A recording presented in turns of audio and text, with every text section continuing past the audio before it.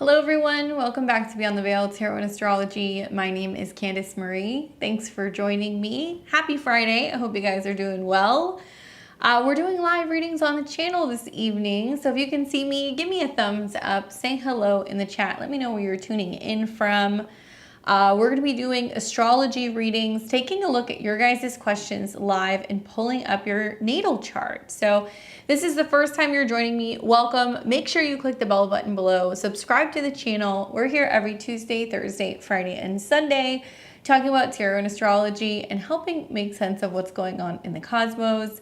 Make sure you also click the links in the description below. Check out my website at Beyond the Veil Tarot and Astrology. I teach tarot as well as beginners astrology. I've got all kinds of courses, and I also see clients privately one-on-one on Zoom. So head over to beyondtheveiltarot.com.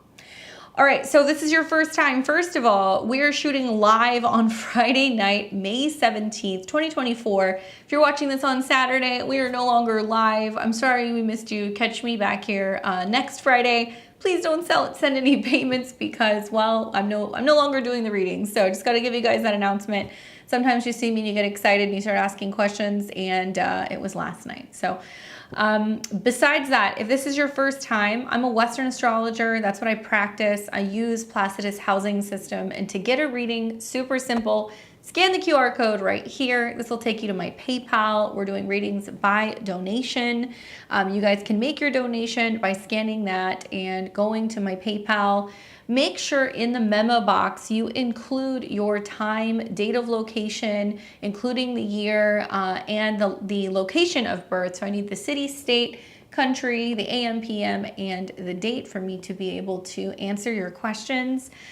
You can ask any one question you want. So if you have a question about a natal aspect in your chart, or if you have a timing question or any particular topic, we'll be answering your questions. It's $55 US to take a look at your chart. And we are also doing synastry if you have questions about synastry as well for $70 US. I appreciate your guys' patience. We're going to be doing the readings in the order that we receive them. You'll hear me call out a couple different names, just giving you guys a heads up to let you know if you're on deck that your reading is coming up. We take our level 3 members first, so that's the benefit of being a level 3 member. You guys don't have to wait. We're going to get through those people, and then we'll move on to everybody else who is waiting in the queue. And we'll let you guys know how long we're going to leave that open. Usually there's a timer somewhere as we're kind of winding down for the night. But just want to say hello to everybody. We got lots of people here who have already kind of gotten into the queue. So let me check in with the chat. We've got Christine and Ripples and Dorothy, Deanna. Let your light shine. What's up, guys? Hey, Angie, I will add you to my list. What's up, Justine? Kate Kem. Sonia's here. What's up? Victoria and Melissa. Darlene's here. How is everybody? Deanna may or may not be on an airplane. I don't know. She's always on the move. So for our level 3 people, I'm going to take Christine, Ripples, and Dorothy first. So just as a heads up, you guys are first on my list. I will update you guys. So let me go through a couple readings at a time, and I'll let you know who else I have. So if you sent payment, these are who I've got already. So let me roll through that list really quick before we get going. So those of you guys who sent your donations, so we've got Patty Ann, we've got Paula, Melissa, who else? Angeli, I saw yours just come through, and also Matthew. So I've got you guys if that already came in. But we are going to start first with our level 3 people. So we're going to take Christine and then Ripples and Dorothy. So Christine says, hey, Candice, I'm here for my monthly Scorpio rising. Gotcha. So 7/26/1980, Scorpio rising 15 degrees right here. And she's got a sun in Leo and a moon in Capricorn. So Christine, let me know if you have any particular or specific questions. Otherwise, I'll talk to you a little bit about what you got going on. What's up, Victoria? I'll add you to my list too. Thank you. Appreciate it. Let me know if you have a particular question. All right, so we've got Christine's chart here, Scorpio rising. Probably the thing that kind of catches my eye, general reading, what stands out, there was a new moon on my Chiron. Let's see here. Okay, cool. Let's take a look. So let's look at that most recent new moon. Yeah, that's pretty prominent. So basically, the most recent new moon that we had at the beginning of May, it was on the 7th. It was a new moon at 18 degrees of Taurus. It was sitting in conjunction to your descendant, Christine. So a lot of this is about setting new intentions when it comes to relating to other people. Seventh house can be about relationships, partnerships, if you have like a client-based business. And new moons are about kind of setting things straight and having new opportunities and new beginnings. This particular new moon was ruled by Venus, and Venus was also kind of nuzzled up on your descendant. So it's really great for setting intentions in regards to relationship building. The other thing that was really interesting about this new moon is, yes, it was right on your Chiron. It was within about a degree. So Chiron and Taurus just generally is about healing wounds pertaining to value, worth, self-esteem. It can also be a new moon that was encouraging you to really focus on your relationships and where you can heal relationship issues. In recent years, you've had, Jupiter there this last year kind of highlighting and showing you where there's room to kind of grow and heal in new relationships. And you've also had Uranus there, which has been kind of bringing up sudden, unexpected opportunities to meet new people. Your seventh house can be people like your astrologer. It can be a therapist. It can be people that you're working with one-on-one when it comes to healing as well. Now, the new moon was at 18 degrees, so it had a bit of like a health flair to it, or something that's about healing or fixing or taking care of something, because 18 has associations with Virgo. But your Chiron is at 17 degrees. So for me, I see this as an opportunity to embrace new relationships that are going to kind of help heal your heart space, because 17 is like a Leo number in astrology. And also it's like opening the door to new romantic connections here as well. So pretty highly aspected. It wasn't just conjunct your Chiron. It was in opposition to your ascendant. So it's relating to other people. It was in opposition to Uranus. So it's kind of really highlighting that natal Chiron-Uranus opposition, where maybe there's been a feeling of needing a break or needing space or needing freedom from other people, and like where that Uranian instinct kind of kicks in your first house. And it creates like separation or distance from others, or vice versa. Chiron in the seventh house can be an indication of bringing in relationships where people have some kind of healing to do. And so it can be kind of saying, okay, the new moon is highlighting bringing in people who are kind of stepping up to the plate and they're doing their healing work. So you're not feeling that really intense opposition to Uranus where there's some separation. Usually if you have Uranus on an angle, this indicates that, you're very Uranian, so you're different and kind of like free thinking. And I noticed that the April conjunction between Jupiter and Uranus was at 21 degrees. So not only did you have your Uranus opposition just recently, which kind of flips your life around, where maybe you're used to kind of being the Uranian one. Now you're bringing in people who are kind of all over the place or different. But it amplified that with the conjunction to Jupiter. I like that Jupiter rules your fifth, so it can be bringing in for you opportunities to connect with different, unconventional, new types of partners. I also noticed that pretty soon in this next year, you're also going to see Jupiter hitting your natal Venus. So Venus rules relationships. So this may be potentially seeding something that you'll see play out closer to the full moon that'll be taking place in Taurus in the fall of 2024. That particular full moon will be in conjunction to Uranus. So let's fast forward and take a look at that. It will also be, I believe, when Jupiter is in conjunction to Venus, which is your seventh house lord. So let's see, there we go. Yeah, so, 6 months from now, this will become a full moon. And the moon's exalted in Taurus, so it likes being there. And I remember saying to people with this new moon that we had in Taurus, it's about getting uncomfortable, doing things that are different and outside of the box. And so this will basically come, full circle right around mid-November of 2024, where you'll have this full moon now that's in conjunction to Uranus. So that's going to be an interesting time to kind of pay attention. Maybe by then you'll see some kind of development of a relationship that happened very quickly.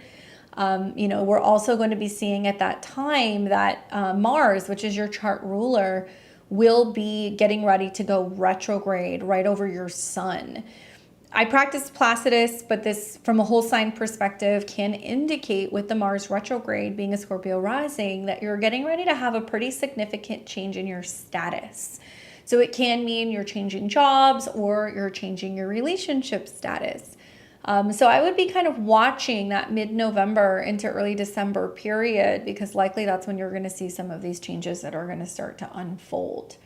The other thing that I like about this particular new moon, let me go back, is that it was also trining your natal moon in Capricorn. So, the moon in the natal chart represents the home, your private life, your emotions. So when you see this new moon that's not only kind of hitting your Chiron, but it's trining your moon, it's saying that it's trying to bring some kind of stability, right, Taurus, through relationships. And it's also amplifying communication, third house, and emotional connection. It is possible, because the moon is the ruler of the ninth house, that it's bringing in a mentor, a therapist, a counselor, a teacher of some kind, possibly even some kind of relationship that's going to be seated, that could be with somebody at a distance. Now, Jupiter trine your moon is awesome for learning new things, for traveling, communicating with new people. Uranus trine your moon also really kind of shakes things up and makes you more so open.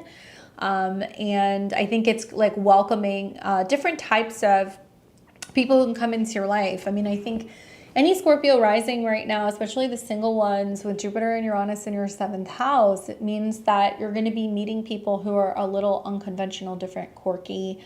Uranus also rules your 4th house, so it is possible that this can be changing your relationship that you have to home, to your roots, your heritage, your family. It may prompt relationships that kind of come up very suddenly. That's going to allow you to travel or possibly connect with people who may be at a distance. So this new moon, even though it's on your Chiron, right, I really feel like is a good thing. It can be bringing in like a healing type of relationship for you and encouraging you to travel more and communicate more. And I would be watching to see how this is going to unfold as we get closer to the fall of this year. The other aspect it was making was a loose trine, but it was a trine to Jupiter, which is the lord of your 5th house of romance and also like falling in love and dating and getting to know people. In a woman's chart, Jupiter can be symbolic of a long-term partnership or husband. And it was also trining your Saturn. So you had a really lovely Earth trine between, your 3rd, your 7th, and your 10th house. So I think it's really helping you communicate with other people better. It's helping open the door to relationships and healing wounds revolving around feeling not good enough or not ready for relationships, or maybe where there needs to be some healing from previous relationship issues. And it can definitely bring somebody into your life that can help you do that. So hopefully that's helpful in giving you some insight. And I hope you did some like relationship manifestation stuff, or maybe you're just more open to meeting new types of people, or maybe you're working with a new person when it comes to business or even your finances, because Taurus can be about those things as well. Anyway, let me know what you think if you have any questions, and thanks for being a level 3 member. All right, so we have got Ripples and then Dorothy. Thank you, Dorothy. I see your question. I got you. So let's see what's going on with Ripples. All right. Hey, Candace, I'd like to use my membership reading to review the new moon in Taurus since I missed it that week. It was along with my Chiron return. So we got a similar similar reading. Okay, so let's look at this most recent new moon. Let's see. So you're talking about the solar eclipse on the 8th. I just want to confirm that's right along your Chiron. All right, so you had this new moon Cool. Awesome, Christine. I hope that's helpful. You had this new moon on April the 8th, okay? And I just want to preface this by saying a solar eclipse new moon is like a new moon on steroids, okay? So this will eventually, like all new moons, become a full moon in 6 months' time. The only difference is in the fall of 2024, when we have the full moon in Aries, it will not be an eclipse, okay? So that will not be an eclipse because the North Node is going to be getting into the early degrees of Aries. We're actually going to see a Pisces eclipse. So that eclipse is going to be really close to your Venus and your Jupiter. So it's still worthy of like paying attention to eclipse season in the fall, but this will not be a lunar eclipse in Aries. Anyway, this particular solar eclipse was conjunct Chiron. So not only was it your Chiron return that's kind of been brewing, I think you're in it right now, but it was kind of the preparation for kind of saying, okay, something is being seeded. You know me, I use Placidus, I'm not using whole sign. If you were to look at this from a whole sign perspective, a lot of the eclipse for a Capricorn rising is changes in your home life, where you're living, maybe what's going on with one of your parents, maybe there was some rearranging of your space or kind of dealing with the past. However, this eclipse actually took place in conjunction to your Chiron, and it was in your third house of the mind, thinking, communication, learning, siblings. And so when this eclipse happened, it was pretty potent, if you remember, because Mars was the ruler. And with both of the eclipses, both the Libra eclipse and the Aries eclipse, the rulers were conjunct Saturn. Venus and Mars were conjunct Saturn. Pretty important for a Capricorn rising because, you know, Saturn is your chart ruler. So maybe you felt the effects of this eclipse like much more strongly. Saturn is hanging out in your second house of self-esteem, money, resources, financial security. Maybe there's this feeling of tightening the belt a little bit with finances, or there is this feeling of really focusing on trying to kind of build your financial wealth, or maybe you're trying to work on your self-esteem. I think that's probably the case in both senses because Saturn is now hovering around your Jupiter, which is your second house lord, and also Venus. A lot of investing in yourself. That's really the focus with this Saturn transit. Anyway, so even though the eclipse was in Aries, which is brand new beginnings when it comes to healing, especially the relationship to the self, 19 degrees of Aries, the ruler was really kind of highlighting your second house. So this could have been things like learning how to communicate and express yourself, you know, better, learning how to communicate and like talk more kindly to yourself. It could have been also financial expenses that were coming up relating to vehicles, relating to home, moving, relocation, dealing with family matters in particular, like siblings and other extended family, and financial stuff that could have come up here. You're in your Chiron return still now. It's actually hanging out at 21 degrees. So just some food for thought. Pretty soon here, we're going to see Mars come into conjunction with the North Node. That's going to be happening on Sunday. So Saturday, Sunday, Monday, you're going to feel that. And then you're going to see Mars come into 19 degrees where it's going to reactivate this eclipse. And then it's going to hit Chiron, which is going to be at 21 degrees. So there's still a lot of things happening that's very much connected to this solar eclipse. Solar eclipses and lunar eclipses, especially solar eclipses because they're new moon phases, I find that when planets transit those degrees and activate it, we see kind of like ripple effects of the eclipse. So you're going to want to watch when Mars hits 19 degrees around the 25th of May.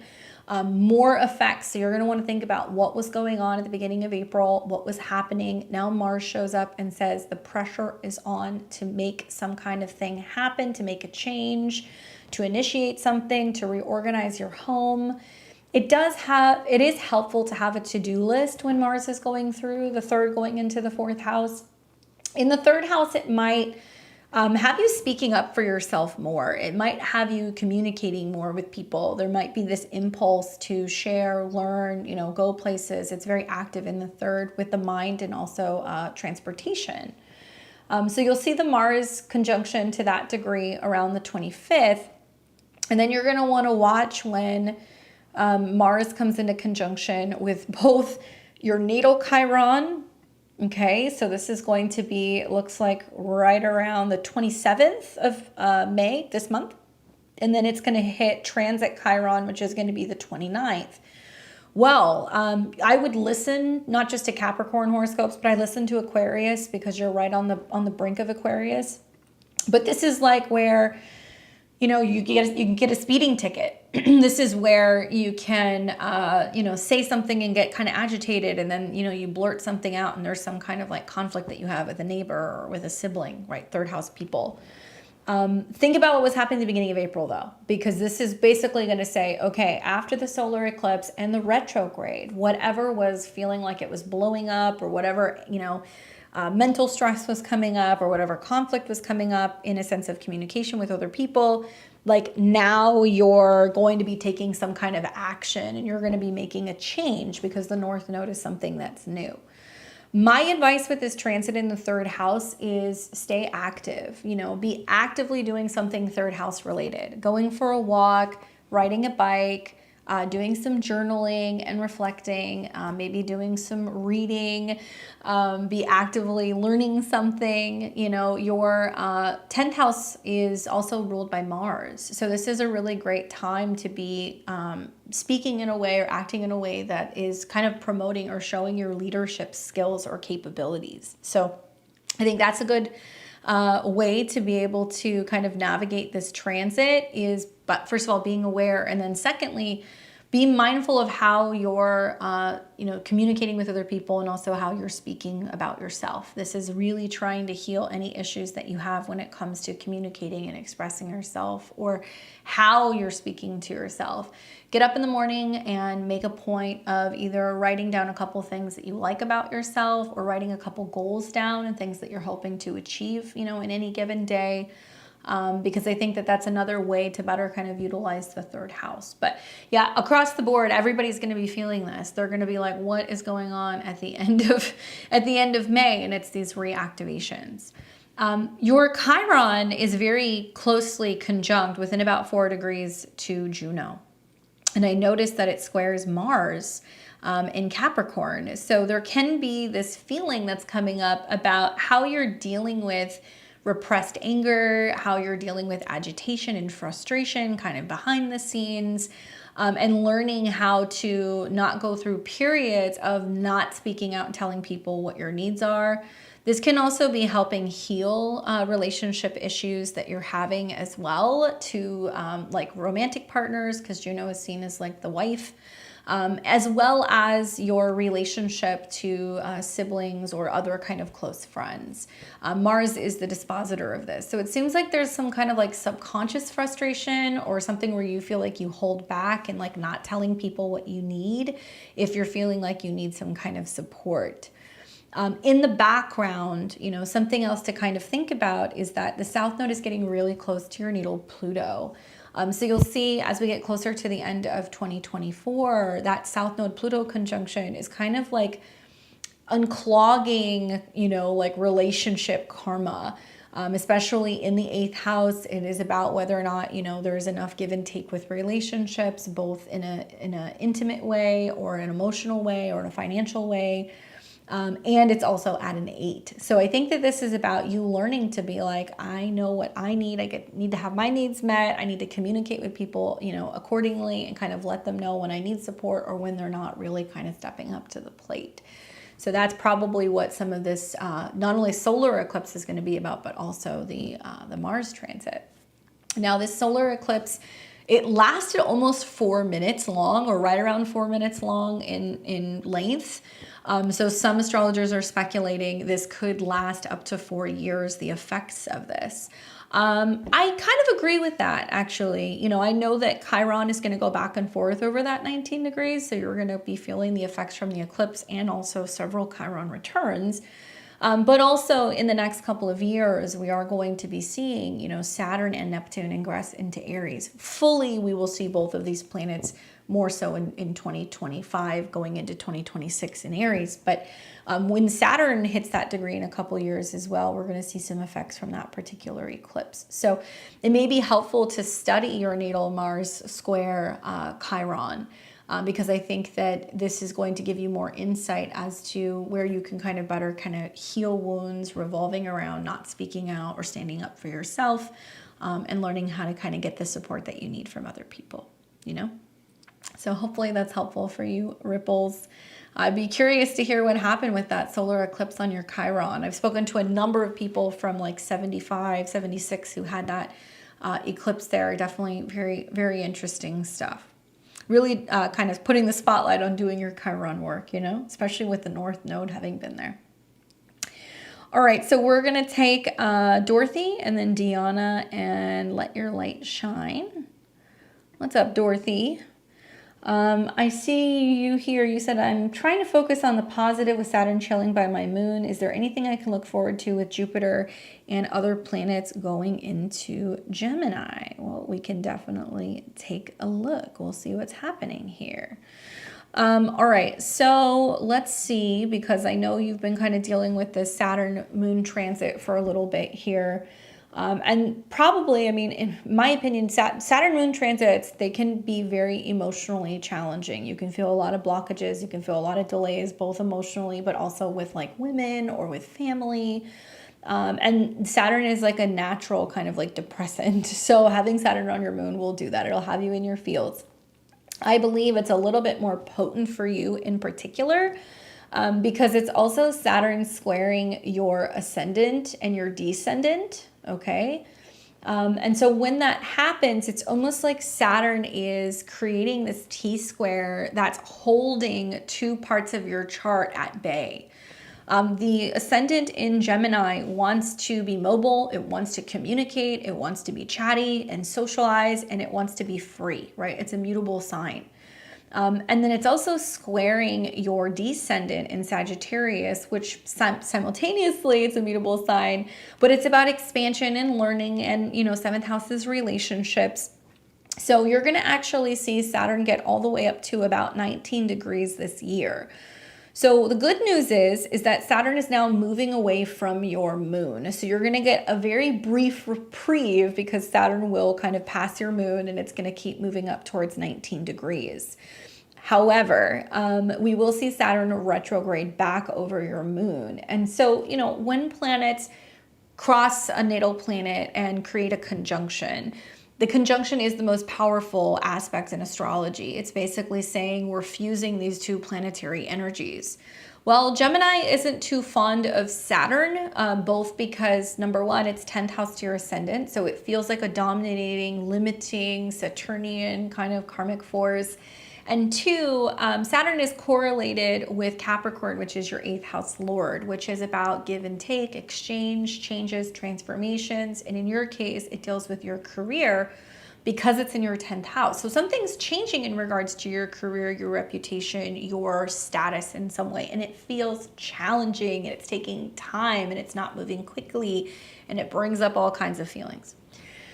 The positives in this, well, I would say I would really pay attention to when Saturn is retrograding back over your moon, because the retrograde motion seems to imply or indicate, okay, we've already dealt with the first spell of the limitations. The retrograde is now about the integration. So it's like, where did patience, determination, focus, belief, vision, you know, actually help me? I mean, kind of like Pisces things.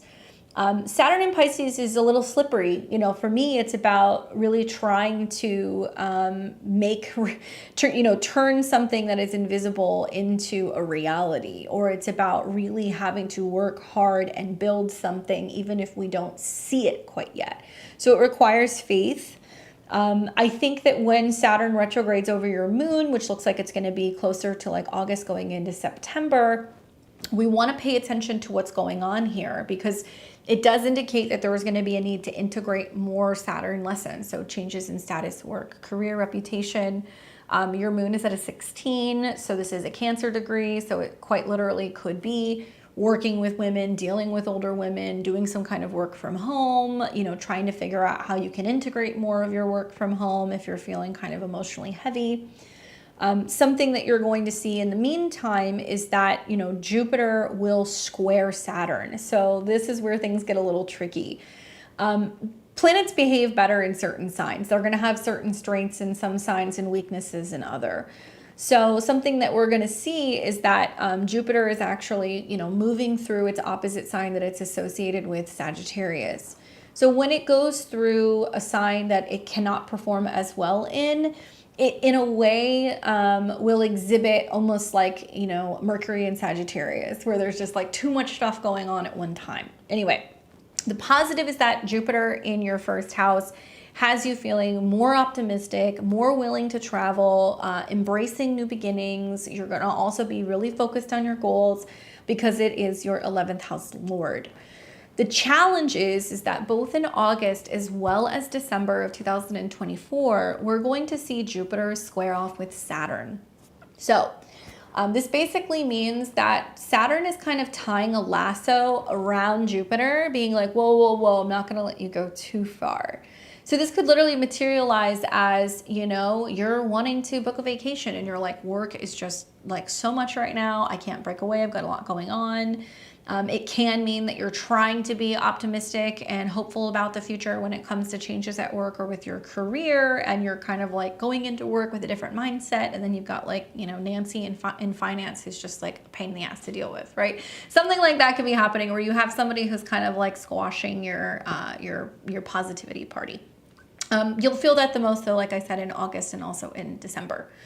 What I like though is that Jupiter going into Gemini, for an Aries, it is sextiling your Aries placements. So you're going to hear for Aries, you're going on, short distance trips, you're getting a new car, you're learning something new, you're reading something new. You are maybe considering learning a new language because it's third house to your sun. So I think it's more about your practicing positivity in like a more of like a mindset. And you're trying to be more positive and optimistic and seeing things like glasses half full, So something like that's going to be kind of happening. I would say that, whenever I see like a Jupiter square, not necessarily to transit Saturn, but, Jupiter is going to square your natal moon. That's also putting an emphasis on your second and your third house, which is, how can I look at this in a positive way? How can I see some of these challenges as like, opportunities to be able to build or be able to better communicate? Jupiter squares for me are always like growing pains. So it does kind of put this emphasis on, well, is it me or is it where I'm working? Is it me or is it like where I'm, the kind of business that I'm in? And do I need to be thinking of something different? So I wouldn't recommend like any big relocations, job changes, or anything like that when you're feeling the square in August and December. The other thing to take into consideration is that equally you've got other things going on at the same time. Your Pluto square Pluto is happening, so this is also indicating a possible change with work routine and habits. You are also experiencing Uranus in opposition to your Saturn. South Node Saturn is like having issues with people at work, not being totally thrilled with either health or habits or your daily routine or even your office space. And it makes you feel a little anxious and want to make a change. And then the other thing that's going on is when Saturn is in Pisces, it is also squaring Uranus. So it does make it a little bit more challenging or difficult when it comes to relating to other people. Seventh house can be, friends, it can be partnerships. And Uranus wants to kind of break away and it wants to be wild, and Saturn wants something that's more serious and committed. You were born with your moon square Uranus, so you're no stranger to people kind of acting a little buck wild and you feeling like you either need to wrangle relationships or you need to kind of, guide people at work and you feel like they're not always like listening. So it's highlighting that in your natal chart. And, Saturn can be about hard work, determination, responsibility. And it means that you can actually expect more from other people right now. There's a sense of being like, I need you to kind of be more mature. I need you to be reliable, or I need you, to kind of get your job done. And that Saturn moon in the 10th house can also have this kind of hard nosed mentality at work where, you're a manager or you're seeing, overseeing a group of people, or you're having to, be responsible for certain employees or how other people are kind of behaving. So you've got a lot of kind of oppositions and squares happening, which does create some pressure, and that pressure wants you to kind of make a change. Eventually, Saturn will leave the conjunction to your moon, so you will see that happen. The last conjunction looks like it's going to be happening right around the beginning of 2025 in January. And then it's going to move on, and it's going to, finally leave your 10th house and go into your 11th house, where it's going to be about friendship and team building and how you're working with groups of people. Sometimes with that transit, you find yourself literally working with a new team. So that is possible. Jupiter will then continue to move through your first house. It'll come back in the spring of next year. And we will see the Jupiter-Saturn square continue, but it'll actually then be happening in Aries and Cancer. And that's a whole other bag of worms. But that's going to be a tug of war between some cardinal squares with Saturn and Neptune entering into Aries. That's also an indication working with a new team, having new friends, that kind of stuff. My advice is during a Saturn transit, especially on the moon, find ways to be able to welcome Saturn into your home or into your life. The moon rules your second house of food and resources and physical things. Be a wonderful time to donate, clothes to a homeless shelter, or, time or services to people who are in need. I think of the moon in Pisces as like a dog shelter, a place where you can go and donate food, for like a food drive, where you can donate, some of your time even to those who are in need and less fortunate. If you can do that, Saturn will actually reward you, and it will kind of lessen some of the intense aspects of this. Something else that you can consider doing is also finding ways to work with Saturn at work, because the moon's in your 10th house. So you can, have something symbolic of Saturn at work. You can, do some offerings to Saturn, I would say, on moon days, on Mondays. And maybe go out of your way to really try to befriend somebody at work that's a little grumpy, and you can bring them, something sweet. Cancer can be things that are like pastries or dairy products, or anything that's sweet that you can give as an offering to kind of smooth things over, and it may actually work, but I would consider doing that on a Monday. Anyway, I hope that's helpful in giving you some insight. Definitely pretty highly aspected, but it's, I think, really trying to get you to focus more on the preparation for what's going to happen with Saturn in your 11th house, which is it my career or is it the team, and how can I focus more on how I'm building with other people, so that way I don't really feel like I'm kind of the odd man out at work. Anyway, hopefully that's helpful. Definitely remedies are very, very helpful. I feel like people don't talk about those enough. All right, so that was Dorothy. We've got Deanna, Let Your Light Shine, and then Victoria. So I saw Deanna's question up here. She says, I'm here, but the feed is streaky. Okay, well, if I miss you, have a safe flight. Hey, Catherine, how are you doing? I'm just seeing this. Okay, so let's see. Deanna says, I'm cashing in. I'm on a flight back to LA from New Orleans with the Irishman. General reading. I'm launching some new offerings. Still looking for a Reiki teacher and collaborations this summer in Ireland. So any information would be great.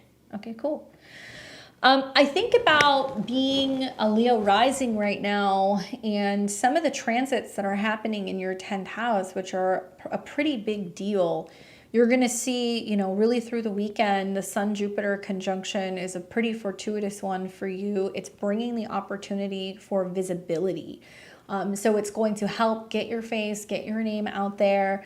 You are the sun, and Jupiter is about your creative endeavors or anything in regards to your own, personal business, your own creative projects.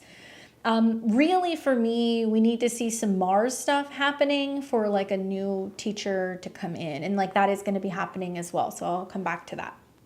But I would be watching the Sun-Jupiter conjunction, which is happening tomorrow. I would also watch, because Venus will conjunct Uranus, so that can be a wonderful time when you're bringing in clients and you're bringing in people who are seeing what you're doing. I think this is also a time where there could be major changes and transformations in terms of how you're kind of putting yourself out there and reinventing yourself and talking about the services that you have to offer, which is also very fortuitous. I think I talked a lot about how when we have the Sun-Jupiter conjunction, we're also going to have Venus conjunct Uranus. And it can mean an unexpected opportunity to partner and work with someone. That'll be at 23 degrees. So it could be somebody who's a friend. It could be somebody who does energy work. It could be somebody who does herbal work, or they work with crystals, right? Taurus things. The other thing that you were asking about was also the Reiki teacher. So teachers and mentors, it's a combination both between Jupiter, because Jupiter is teachers, but Sun conjunct Jupiter is happening. So somebody can be kind of coming in. Even if you were to like make a statement and let people know I'm looking for someone, might not be a bad idea. The other thing that is going on is you have Mars now on Sunday coming into conjunction with the North Node. So in your 9th house of airports, travel, learning, but also mentors, teachers, and gurus. It is possible with Mars meeting with the North Node and Chiron, that can bring somebody in. And it's also possible that this is happening and it's bringing in somebody who's younger, or bringing in somebody who also does some kind of like martial arts, right? Mars can be like the warrior. It can bring a man in who can be practicing Reiki, a younger man. We need to see some kind of aspect going on between Mars and your ascendant, or maybe Mars and the Sun. So we're going to see Mars conjunct the North Node, which could definitely bring somebody in starting like, literally tomorrow, but it's more going to be on Sunday. And then we're going to see Mars activate the eclipse point, which will be on the 25th. And then we're going to see Mars come into conjunction with Chiron, which will be on the 29th. So all of these dates basically can be times where somebody can kind of come in that can help you. All while this is happening in the background, we're also seeing that the North Node is starting to come into a trine with your Mars. So that'll be between now and the end of the year. So that's another indication that we're bringing somebody in, somebody who does some kind of healing, right? 12th house changes, transformations, 8 degrees of Leo. You will down the road have a Mercury retrograde that's going to be in Leo. It won't hit your Mars, but it's going to go back into your 12th house, so it'll get close. You're also going to be having a Mars-Jupiter conjunction. So this can be an indication of you getting ready. Well, even the Mars-Uranus may be energy healing, working with a teacher. So let's say mid-July. But I'm thinking when Mars conjuncts Jupiter, because Jupiter is the teacher and Mars is like, your 9th house lord. When this conjunction happens in mid-August, okay, this is starting to come into a trine with planets in the 3rd house of learning and also a sextile to the ascendant. I wonder if this is going to be like something where you meet with a group and you do the training. And it might be a retreat. It may be like a hybrid where you do some of the training online and then, you meet up and then you do like the actual certification in person. Gemini is like, it's mutable, it's changeable. So it can mean that also you go to some kind of group gathering, you're talking to people, and then somebody's like, oh, this is my Reiki teacher. And you're like, great, I've been looking for one. So the energy is starting now at the end of May, but if you don't find anything in May, it's okay. Hang out, hang tight, see what happens as you get closer to August. I do feel like there can be some kind of group, something that you're doing together. And also I think that you may have your option of like maybe more than one particular teacher. At a 16, it might be that somebody's holding a group or they're doing training at their home. So that's something that you're going to want to watch for in August. And between a Mercury retrograde on your ascendant and also, these planets kind of hanging out in your 12th house later this year with the Mars retrograde, you'll have another extended period, from December of this year into spring of next year to do a second level or to go and travel somewhere and do some kind of training. So there's a lot of different windows that could potentially bring someone in. I love that Mars is meeting with the North Node and you're like, I'm on an airplane. That is like so appropriate for the 9th house. It's really awesome that you're getting out and you're doing things and you're on the hunt, right? You're looking for a teacher. So that's like so perfect for your 9th house. Anyway, I hope that's helpful in giving you all that insight, and safe travels. We're going to call last call right now. So if you guys want to get your reading, you can get in. Let me know. I've got Let Your Light Shine and Victoria left. I'm glad you're feeling better, Catherine. Let's see. What's up, Enchanted? Thank you, S. I'll take a look. And let me see. I'll give you guys the rundown. So we are going to call last call right now, and I'll let you guys know who else I've got.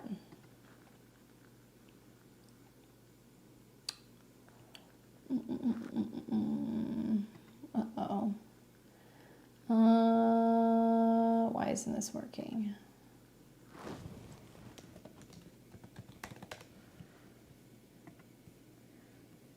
Sorry guys, give me 1 second. PayPal's being PayPal. There we go. Okay, so we've got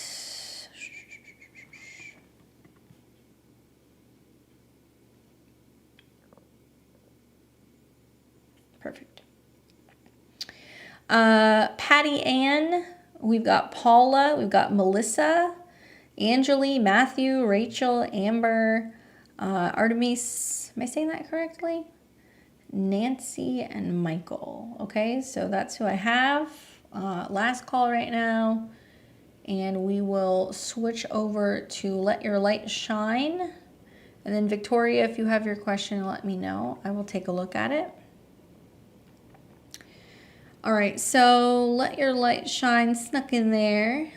Let's see, where was that? There we go. Is it here? It looks like you retracted it. Did you send your question for me?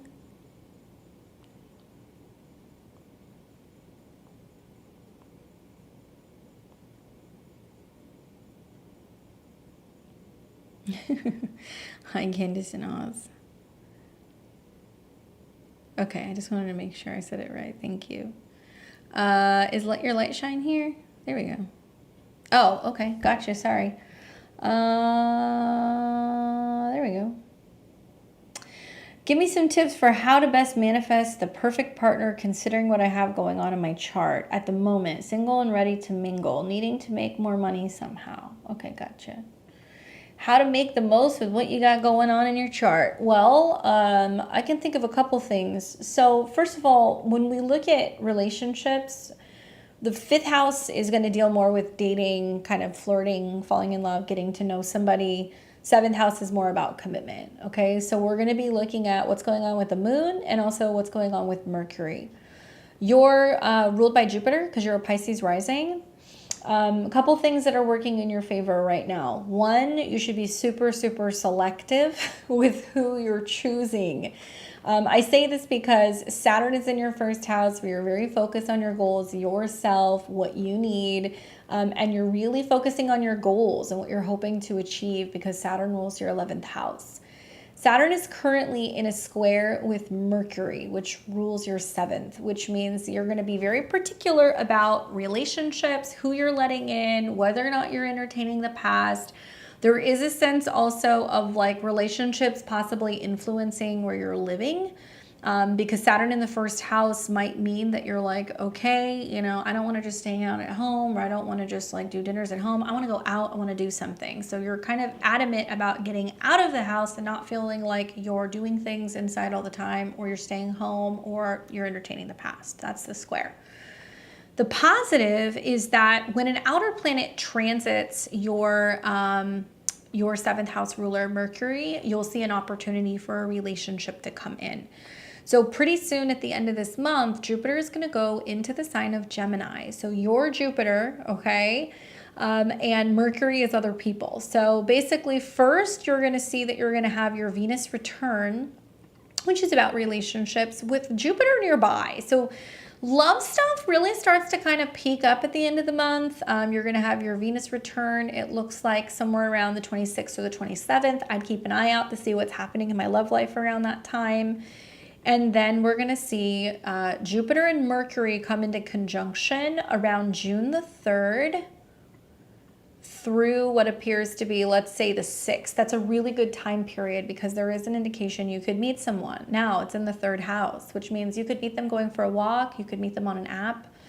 You could meet them through a friend. You could be, you know, just literally going about your life and then you just meet someone. But it does require communication and connection, okay? So just a heads up. Jupiter will then come into conjunction with your Venus, so it's expanding the likelihood of love and relationships starting in mid-June. And then Jupiter is going to keep on moving until it comes into conjunction with your Mercury. Now, I like July, August, September, as you have planets go through your 5th house of dating and you have Jupiter coming into conjunction with Mercury. It does seem like there is much more of like a domestic flair over like the summertime, where Jupiter is conjunct Mercury in the fourth, and maybe you've gotten to know each other and you're like, okay, do you want to meet my family? Like, do you want to come over? I'll cook you dinner. Like, there is a sense of getting to know each other outside of your private life until you get to the end of summer. And then maybe you start kind of assessing things as you're getting closer to like cuffing season and the holidays are coming. With Jupiter in conjunction to your Mercury, it is possible that you are either meeting each other's family, relatives. Maybe there is this kind of discussion about, where you would consider living, or if you guys would ever be interested in living together. And then Mars is going to come through there too. So it can mean like, hey, like, does it make sense maybe to consider this in the future? Mars is going to amplify the effects of Jupiter, and it's going to be a little bit more positive and optimistic about changes in your home front. Now, you can go back in time and look at, the last time we had this transit in 2012, you might have noticed some similar themes, changes with home, expansions with family, traveling to new places. That all kind of comes with this Jupiter transit. But this time around, it's going to square Saturn. So I think I said this in a previous reading, but in August and also December this year, Jupiter will square Saturn. Well, here's what's interesting. You're Jupiter. So part of you is going to be like, yes, I want to move in with this person, or yes, I want to like relocate, or, move into a bigger home or whatever. But you're going to be a little overly cautious with the squares to Saturn in your first house. You're going to be like, is this like right for me? Like, am I moving too quickly? Like, there is a sense of you being like really mature and kind of like diplomatic about making some of these changes before you're just like all in. And then two, you will also see a Mercury retrograde that's going to happen in the fall, and Mercury will turn retrograde actually right along your descendant. So when Mercury retrogrades in its own sign and also on an angle, to me, everything is screaming like August is like reassessment time. If you've met someone, you're trying to decide if it's like a good match. If not, it can be a time where some kind of karmic relationship can come in. Mercury will retrograde in conjunction to the moon and also Venus. So this can be a time also to pay attention to changes going on within your relationships right around this time. Mercury retrogrades, any retrogrades in the seventh house can bring like soulmates in. So if you haven't met anybody that really kind of piques your interest, this can be a time where somebody significant can come in. It gets you to reevaluate relationships.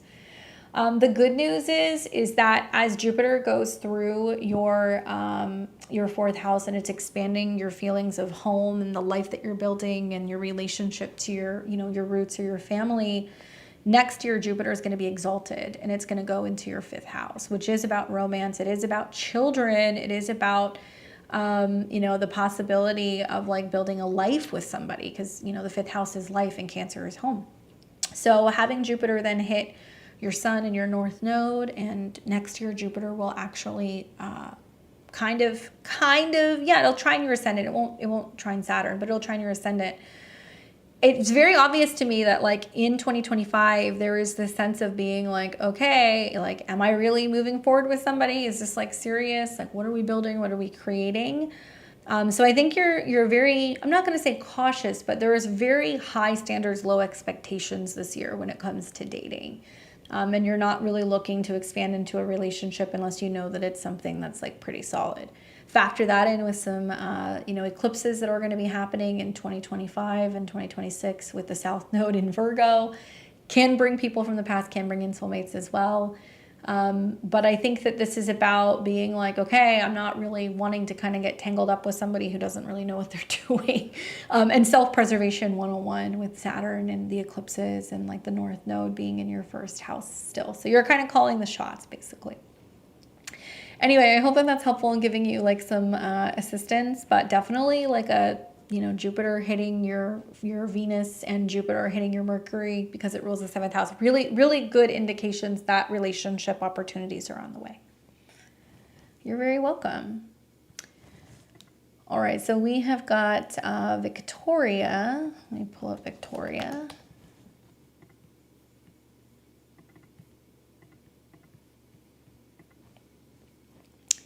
She says, Dear Candace, I'm in my Venus return yesterday and today. Tell me my focus for the next 2 years. What should I prioritize considering my Venus return chart? Advice or comments? Sure. Where are you located right now so I can look at the return?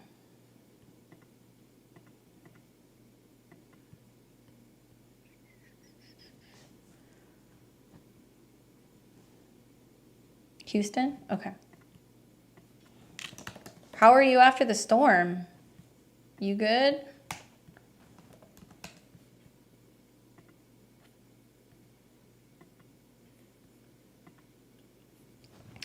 All right, so here's your Venus return chart. Looks like it happened yesterday morning. And obviously we're going to assess where Venus is, but we want to look at the chart in its whole.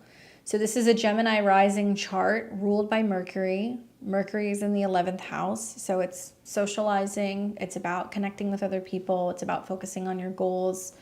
One thing that I notice here is that Mercury does kind of square Pluto. So there is a sense of looking at your goals and being like, how do I accumulate more? How do I build more wealth? How do I bring in more support and resources from other people? Bummer, sorry to hear that. I'm glad you're okay. Obviously, I can't take my eyes off of the stellium in Taurus. So it's all in your 12th house.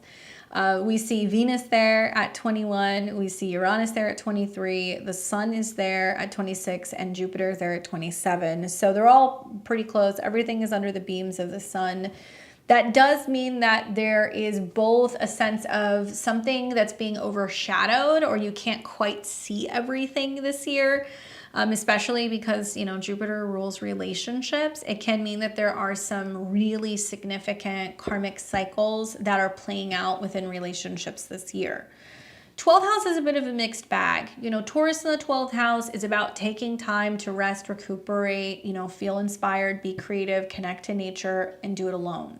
So it can be a year where there is more work that you're doing with Venus privately. There can be like offerings you're giving to Venus. Maybe you start working with like, you know, essential oils, or you're working more with herbs or with crystals and like setting up offerings, or maybe you're going places that are symbolic of Venus and you're leaving flowers or fruit or other things, asking her to kind of bless you and assist you this year. Venus in the 12th, though, can be about secret admirers. It can be about people coming in that are interested in you that you would never know. So you really have to kind of keep your eyes out and pay attention to what's going on, either if you're in a relationship, if you're seeing everything clearly, or if you're single, that there are people that are interested in you, but you may not really kind of catch all the signs socially.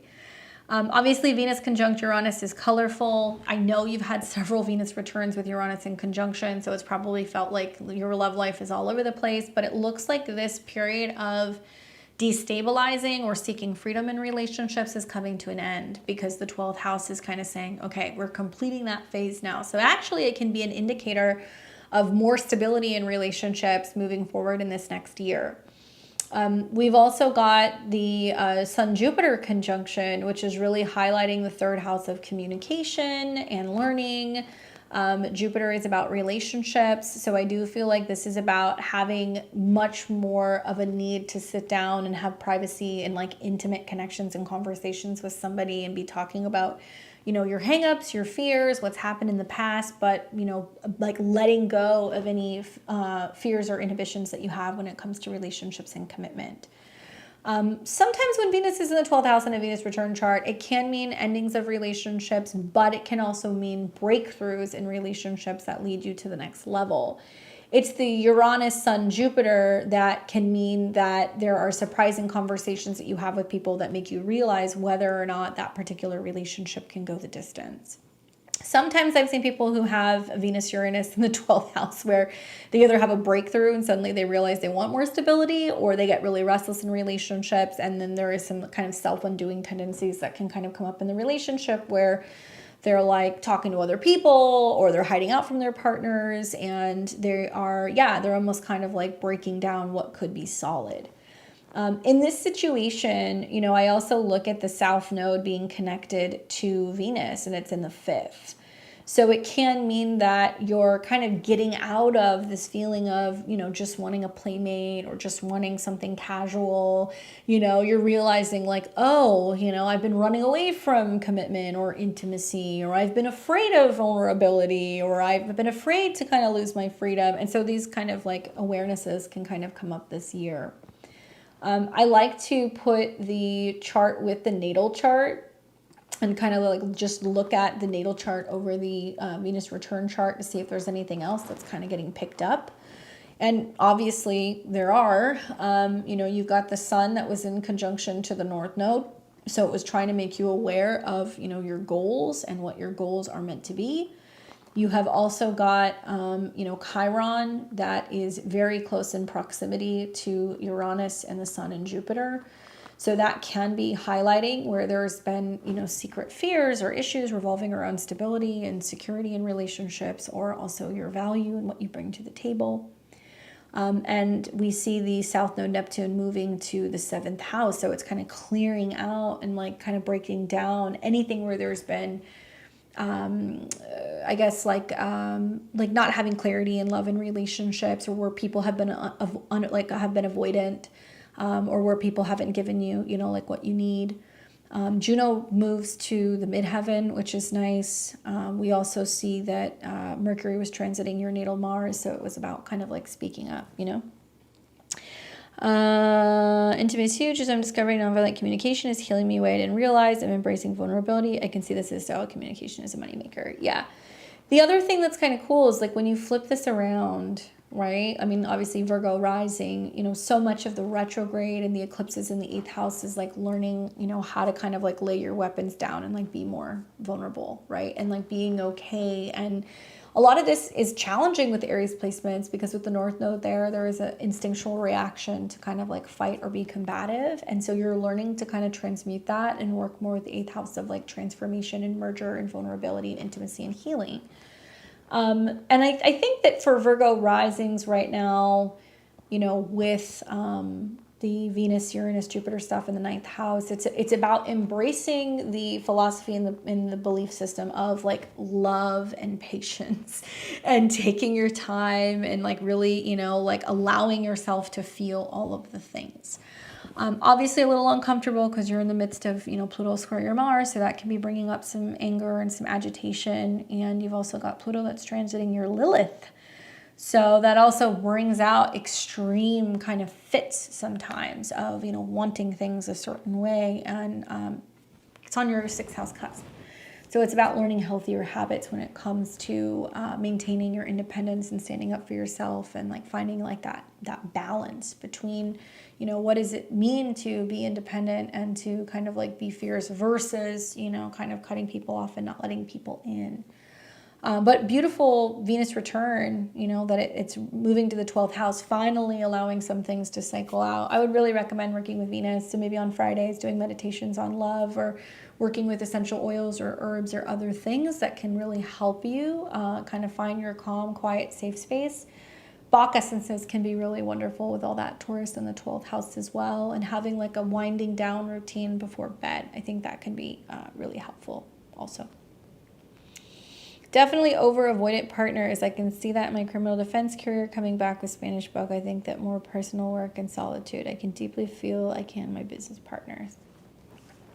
Great for publishing and teaching though, all of that in your 11th house. Or excuse me, in your 9th house. Anyway, I hope that's helpful for you. I love that the return happened with the moon on your ascendant, getting in touch with your feelings. That's good for you. Hopefully that was helpful. Thanks for being a member.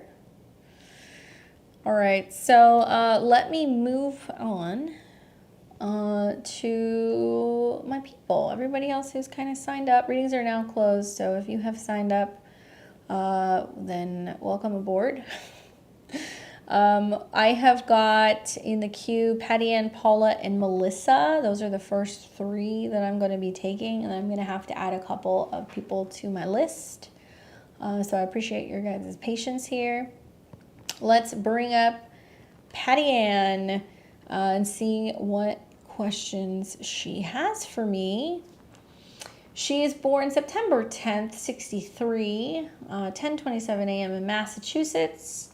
Any important health career advice for upcoming Gemini season? Okay, upcoming Gemini season. Oop, let's pull that up. There we go. So she's Scorpio rising, sun in Virgo, moon in Gemini. So she's asking about anything kind of connecting to career. Was it career and something else? Here, let's see. And health, okay? So they're not connected, but you do have stuff going on in both places. So essentially, you're an early degree Scorpio rising. When we get into Gemini season, we have planets going through your 8th house, which is good because Scorpio is very familiar with that energy. They are all about change, transformation, new resources, merging with someone else, embracing change, and healing. So that's the name of the game basically from May into June, as you see personal planets like the Sun and Venus and Mercury will go through there. Now at a later period of time, we'll see Mars go through there, which will be important for you. And also Jupiter is entering into your 8th house. I would recommend going and looking back at what was going on for you in 2012. Okay, that was the last time you saw this particular Jupiter transit. Your career is more about the sun. Okay, so the career is about the sun. So do you have anything going on with the sun right now? Well, Saturn is directly in opposition to your sun. So there can be this feeling of being like, things feel more challenging. It's harder for me to be able to kind of like make my way, or for me to kind of, you know, feel happy or content with my career. Because happiness and joy is the sun, right? And like you have a stellium of planets in Virgo. So it's obvious that there is definitely a sense of wanting to be helpful, wanting to be, you know, in a position where you can be doing your best work, working in collaboration with other people. You've got a really strong 11th house stellium, so you're a team player. Here's the deal though, okay? Saturn going through your 5th house, opposing your Pluto, opposing your Sun, opposing your Venus means that either in a professional sense when it comes to team building or your relationship to people professionally or your coworkers, even your friends in your social life, right? With Saturn, which rules communication, in opposition to all of these placements, does feel challenging. Why? Well, Saturn in the 5th house is what makes me happy? What do I love? What do I enjoy doing? You know, where's my relationships? Where's my joy? What are my hobbies? So it's very polar opposite to what you're used to in your 11th house. So the 5th house is more about your personal joy. So actually there are some things going on where you're kind of realizing, okay, I need to be speaking up and communicating and really either reading about, learning about, practicing, you know, implementing more of the things that I love. And it's not always going to go over so well with other people when Saturn opposes these placements. You could go back, you could look at what happened in the mid-90s. That was the last time that you had these transits. Most likely it went hand in hand with something like, I've got, you know, kids and it's taking me away from my social life. Or, you know, I am now dating somebody and, you know, I'm not going out and hanging out and partying with my friends as much anymore because I'm focusing on my love life. Or I've got this new hobby that I really enjoy doing, but like, you know, my usual group of friends, they're not really into it. Something like that could have happened. So you're having the same thing happen. You know, in Saturn, when it goes through the 5th house, it is harder to feel joy and happiness and also like love oneself.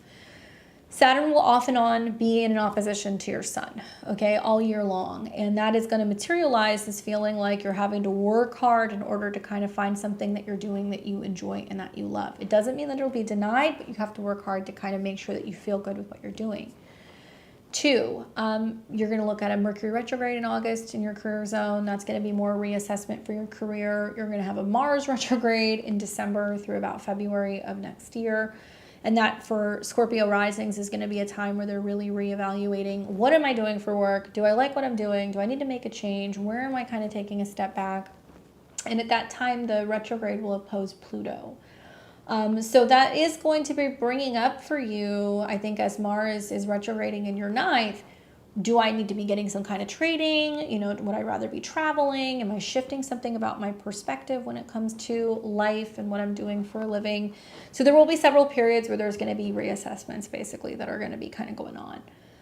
My advice for you is, you know, really participate and spend time doing the things that you love, right? That's the focus. Embrace change. You know, all of these planets going into the 8th house is change and transformation, but Gemini is of your mind. How you communicate, how you learn, what you think. It's also changing the way that you look at money, inheritance, taxes, investments, loans. And you're going to have something working in your favor where, you know, Jupiter is going to be hitting your moon. So it might get you thinking about something new you want to study or somewhere new that you want to travel. It might bring in a teacher or a mentor of sorts to help you through this process as well.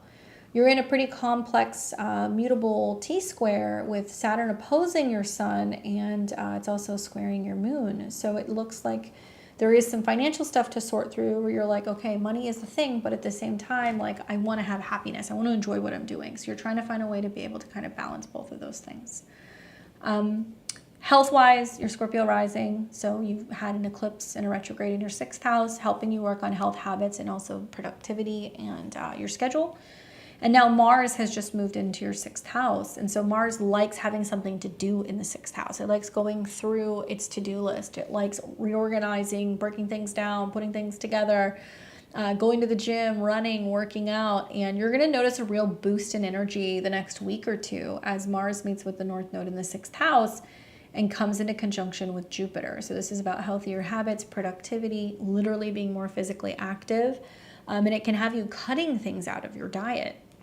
Being that Jupiter rules your 2nd house, it might mean that you're like, I'm spending more money on health food, or I'm no longer eating sweets, or, you know, I'm committing to buying these new vitamins, something that you're going to be either cutting out of your diet or implementing into your diet to better help your health.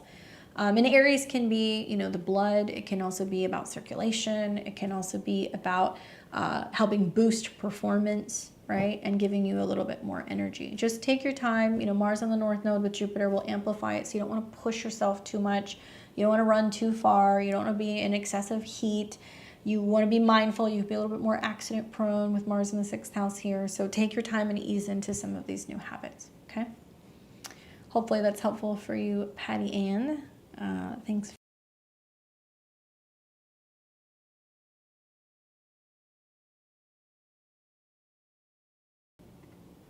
What's up, Paula? Paula says, I am March 21st, 89, and that was in Peru. She says, I had an important connection with someone in 2016, but since then, opportunity for relationships have been non-existent. Love life has been a lonely desert since 2017. I don't put much effort, to be honest, but I'm starting to get concerned that after spring of 2025, the good relationship transits will be done, and if I don't get in a relationship by then, it'll just be more challenging. All right.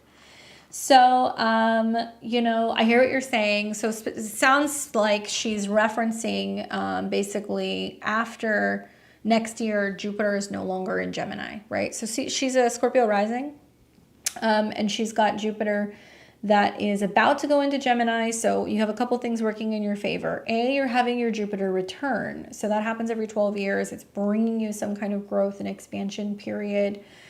In the 7th house, it can be the gift of a new relationship. At 1 degree, it means it could spark up very quickly, very suddenly. 2, Jupiter is going to meet your Mars, which rules your chart. So that can also be expansion between you and another person. And yeah, it's going to basically, you know, be the strongest between, like, let's say now and August, right? And then Jupiter is going to retrograde, and it'll come back into your 7th house. It looks like that's going to happen around December of 2024. And then Jupiter will remain in your 7th house until spring of next year. So her concern is, hey, you know, if I don't do something, am I ever going to meet someone? I have some food for thought, okay? So for me, I need to see something about 3 different ways. So I have to see 3 different other transits going on. A Jupiter transit in the 7th house does not guarantee a relationship, ever, okay? That does not happen. There's other things you can look at, like your progressed 7th house, your progressed 7th house lord. You know, those are other things that will show you over time what's kind of going on with relationships. But the other thing I think about is that something you are going to be experiencing next year, which is very significant, is you are going to have Saturn coming into conjunction with Venus. Okay, so that's a second transit that's pretty prominent because Venus rules your 7th house relationships and long-term commitments.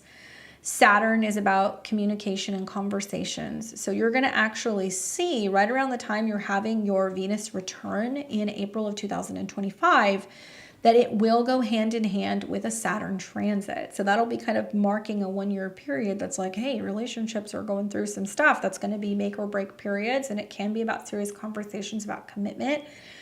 Certainly in the 5th house, it's about true love. It can be dating a younger person. It can be talking to somebody about getting married or having a kid because it is in the 5th house. And then on top of that, is if the universe didn't give you enough lessons, you will also be having a North Node conjunction at the same time to your Venus. So truth be told, whether you meet somebody this year and spring of 2025 is that turning point where you're like, are we doing this or what? Or, you know, you get to the spring of next year and then suddenly when, you know, the North Node hits your Venus and, you know, eclipses are happening in the fall actually this year in September. I don't really see that as it's, you know, then the window of opportunity closes. I see that as a time where it's like if you've been going back and forth with somebody, then a decision is made. Saturn-Venus transits are interesting because they can be times where there is the ending, and I've seen this a lot with clients, and I had the same thing with my transit. Saturn hitting Venus can be, you know, working through a karmic relationship. You know, it can finalize something and kind of end something, and then towards the end of the transit can bring somebody else in. Your Venus is at a 27. So it looks like because Venus rules your 7th and it's in the 5th, you'll meet them most likely at a bar or a theater or somewhere where there is some kind of music and stuff that's going on where people are consuming beverages. It can be in your local neighborhood because Gemini is 27. It can mean that you're meeting more than one person. You're going back and forth between two. And Saturn might indicate that it's like literally within your neighborhood. So all you really have to be doing is just getting out and doing things and meeting people next spring. And likely you will see that the universe will, you know, make these things happen. The other thing that I'm thinking about also is that, you know, next year you're going to see Saturn and Neptune come into conjunction with your sun. And this is technically in your 5th house. So it is about the emergence of something that you really love. So it can be about meeting a significant man. It could be about becoming a parent, having a kid, because the 5th house can be about children and it's changing your status, right? And it's about maturing and growing into being, you know, a parent. And Saturn on the sun can be challenging because there is a sense of like, okay, now I have to grow up and be more mature. So you could be dating somebody who's younger and it could be like, okay, you know, I'm older than you. Like, what are we doing? That could happen. And then Neptune does blur things a little bit. So Saturn and Neptune, they come together. It's about creating a new reality. I personally believe it's going to be about whether or not you're in a relationship with somebody who you're really, truly kind of committed to and in love with, and whether or not you guys decide to have a kid. And then finally, you're going to have both Venus and Mercury go retrograde right over your sun and your Venus in the spring of next year. That's going to be happening quite literally. I think it's going to be, let's see, taking place, I think, in like February. Yeah. So I would be watching when these two planets retrograde over your sun and your Venus, because like Saturn North Node, you know, all these planets that are retrograding over your 7th house Lord is going to be a huge turning point in regards to relationships, and likely it's going to be a make or break time. So I feel optimistic because Uranus is no longer on your descendant. I feel optimistic because Jupiter is still in your 7th. But definitely that's a time where things are going to get a little bit more serious and you're like, what are we doing? Don't make it be about the transit period because it's not really about Jupiter. Don't look at this and go, okay, you know, I'm losing my opportunity. So, you know, are you with it or not? Because that's not what this is about. It's more going to be about, are you actually genuinely in love with this person? Can you see yourself being with them in a serious way? And what is it that you guys are kind of creating together, right? Know that also next year, we are going to see Uranus dip into Gemini, okay? So you've got Uranus getting very close to your natal Jupiter, which can be about some sudden dramatic change, or you're eloping, or, you know, some new thing, you know, happens within relationships because it's shocking and surprising. Jupiter can be about husbands. It can be about ceremonies. It can be about money. So there is some big relationship growth that's happening next year as Uranus comes into conjunction with Jupiter, expanding relationships very suddenly and trining Pluto. So there is definitely some big stuff happening. And I guess what's positive about some of these really interesting ingresses, you know, in 2025, we're going to be dealing with some energy that we have not seen before. Pluto in Aquarius, Uranus in Gemini, Saturn and Neptune in Aries. Saturn and Neptune will sextile Uranus, which means that likely because of some kind of significant change or falling in love or maybe a pregnancy, it is kind of like further propelling a relationship very suddenly. A lot of Scorpio risings are dealing with that right now, and in next year I've seen a lot of them kind of go through this. So I would say choose wisely And don't feel the pressure of time, because it's not that you're not going to find someone. It's that you need to be hanging out in these fifth house places to be able to meet someone. Keep an open mind because they might be younger than you. Okay. Hopefully that's helpful for you, Paula.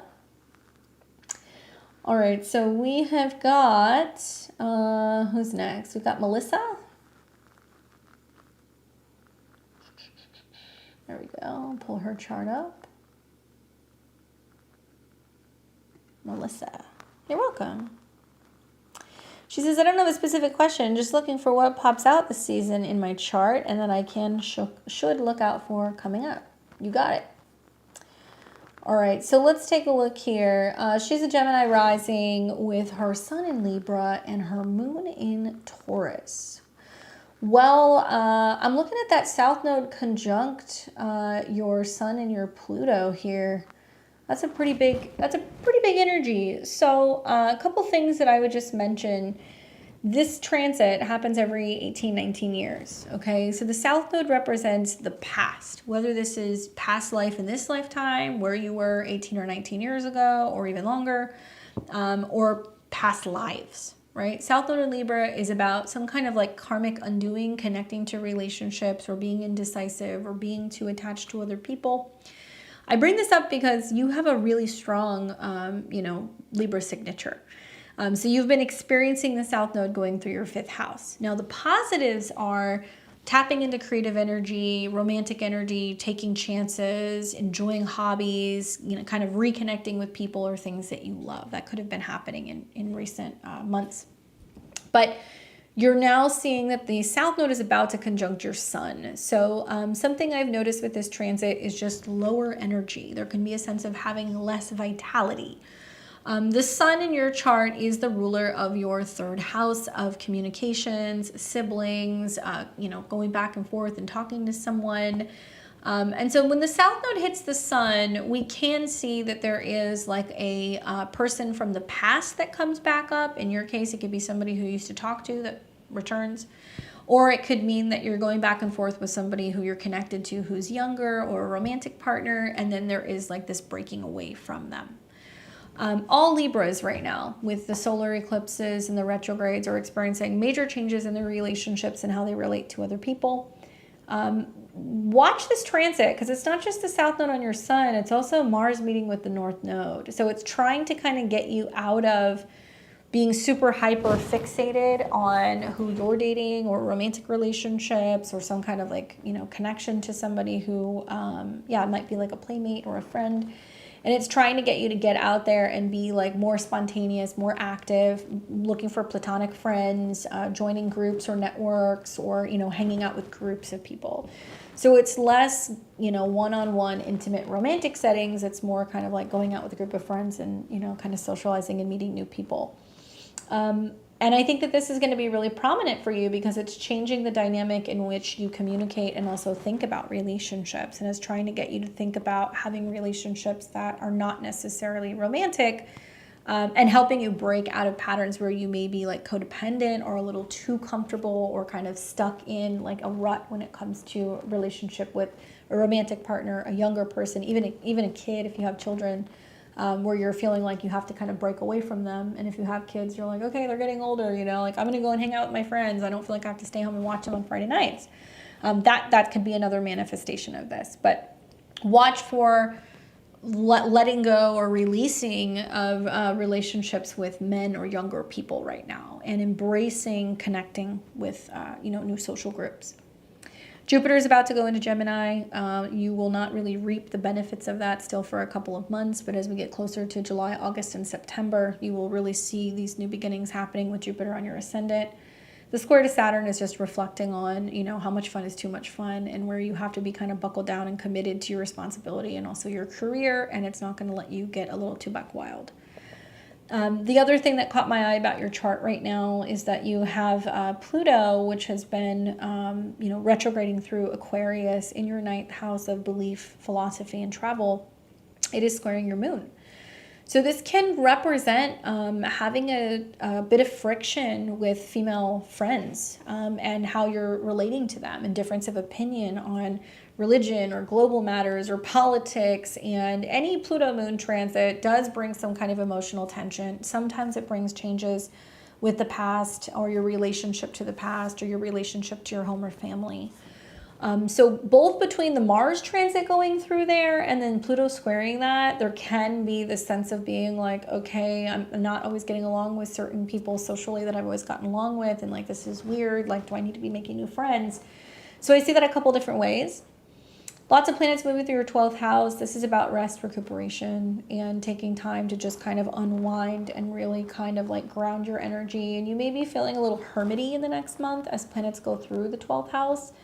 I happen to love Taurus in the 12th house. I feel like that's about going for walks in nature by yourself. That's about grounding your energy and doing some gardening or some cooking or, you know, finding a comfy spot at home where you can kind of curl up and watch a movie or have a snack and have a good book.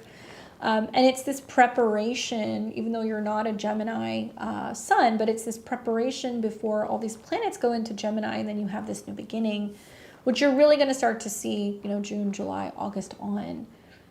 Jupiter will meet your ascendant with Mars, and so I feel like there is a much more athletic, maybe even competitive, daring, independent kind of version of you that's emerging at the end of summer. And you're going to really start feeling the effects of Jupiter on the ascendant, feeling more optimistic and willing to kind of make changes as we kind of get into August and September. Go and learn about South Node transit your sun. You know, I definitely, with these transits, these are always times where I always tell people, like, keep an eye on, you know, heart issues with men in the family. Keep an eye on your own energy because you can be feeling wiped out and a little bit depleted. And certainly you may be feeling like love is hard to find with that in the 5th house, or that it's of short supply. And so really feel your way into the 11th house. Go and socialize and be with other people and tap into the creative energies in the 5th house, because there can be things from childhood or old hobbies and things that can come back that you're like, why did I stop playing this game? Or like, you know, why did I stop this hobby? And then you kind of take it up again. I mean, that's a wonderful way to be able to use that transit. Anyway, I hope that's helpful for you, Melissa. Good luck with some of these transits that you got going on. Okay, so I'm going to add the rest of my charts. Let me give you guys the rundown, and this is the final list of who we're going to have. And then once I add you guys, we'll be able to kind of just swing through these pretty quickly. If you're still awake, like the live stream. Yeah, if you guys are watching this right now, give me a thumbs up if you can see it. I appreciate it. It lets people know that we're here, we're live. And make sure that you are subscribed to the channel. It does alert you to when we have new videos, and it also lets other people know what we're doing on the internet. All right, so here is my final list of people. So if you're here, if you hear your name, I got you. Angeli, Matthew, Rachel, Amber, Artemis, Nancy, and we've got Michael. Okay, so I've got all of you guys. Got you. So let me plug you guys in really quick, and then we will get on our way. I know I've got Angeli here. What's going on, Angeli? Looks like we've got a synastry for you. So we will do that. And let's see, who else do we have? Matthew. I gotta check, because some of you guys I have. I've got Matthew. All right. I've got Rachel. You guys make it easy for me. How you doing, Rachel?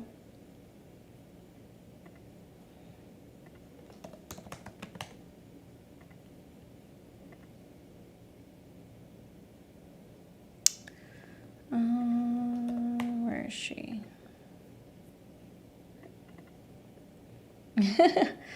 I missed you too.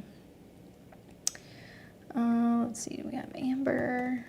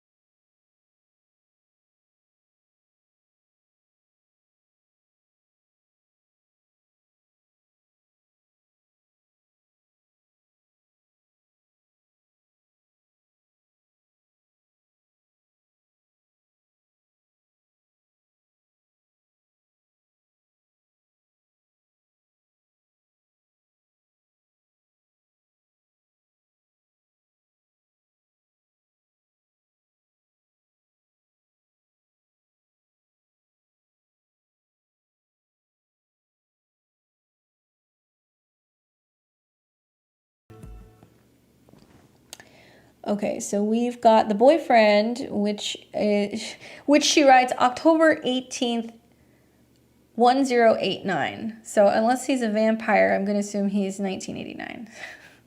So October 18th, 1989. Let's look at this.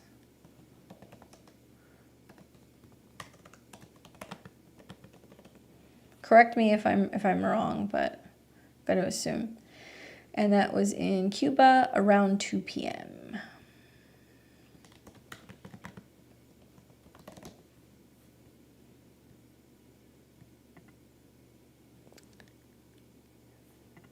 All right.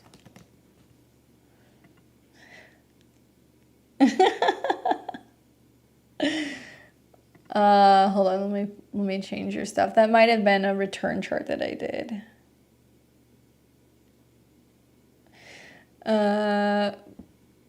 So wait, just to confirm, where were you born? I want to make sure that this is correct. I have you here March 17th, 1987, 9:53 a.m. So were you born in Chicago? You're born in Miami. Okay, got it. And that might have been a return chart that we did. Miami, Florida. All right, so we've got Angeli's chart here. Gemini rising, sun in Pisces, and your moon is in the sign of Libra. Okay, so we're going to talk synastry with you and boyfriend, who's October 18th, 89, give or take 2 p.m. In Cuba. That's what we've got here. So let's see what she says.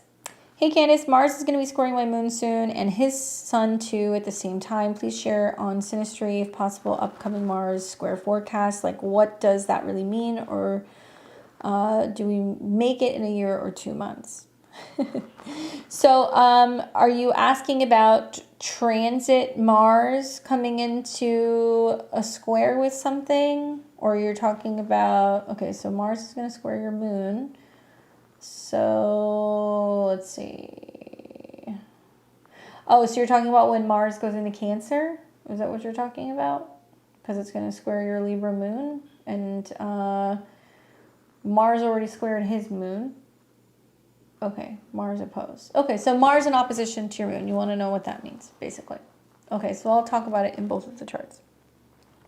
Okay, so just to give you some insight, okay, so your moon is in Libra. There was a solar eclipse in Aries, so that's going to be a little bit more potent when it hits 19 degrees. Equally, we had an eclipse in the fall that was in Libra. Okay, so Mars going through Aries is very activated, guys.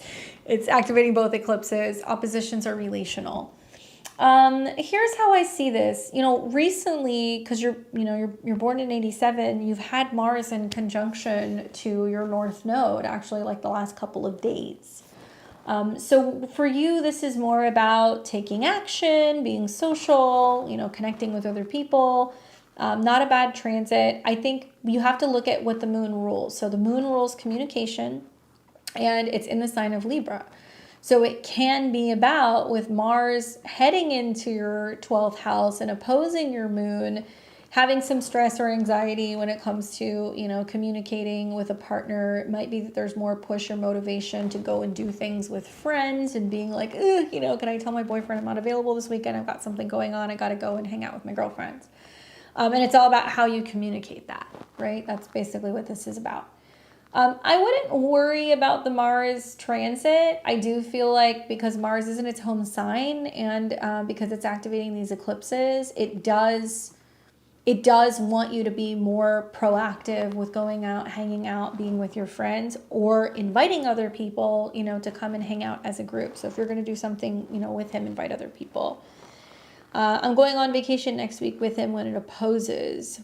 No, you don't have to retreat. I just think that the 11th house is about being around other people. So I kind of feel like this can mean, you know, hey, we're on a vacation, but like my girlfriend's calling me, I'm going to take the call, you know, or if you happen to go out, instead of just doing something just between you two, go out and be where there's other people.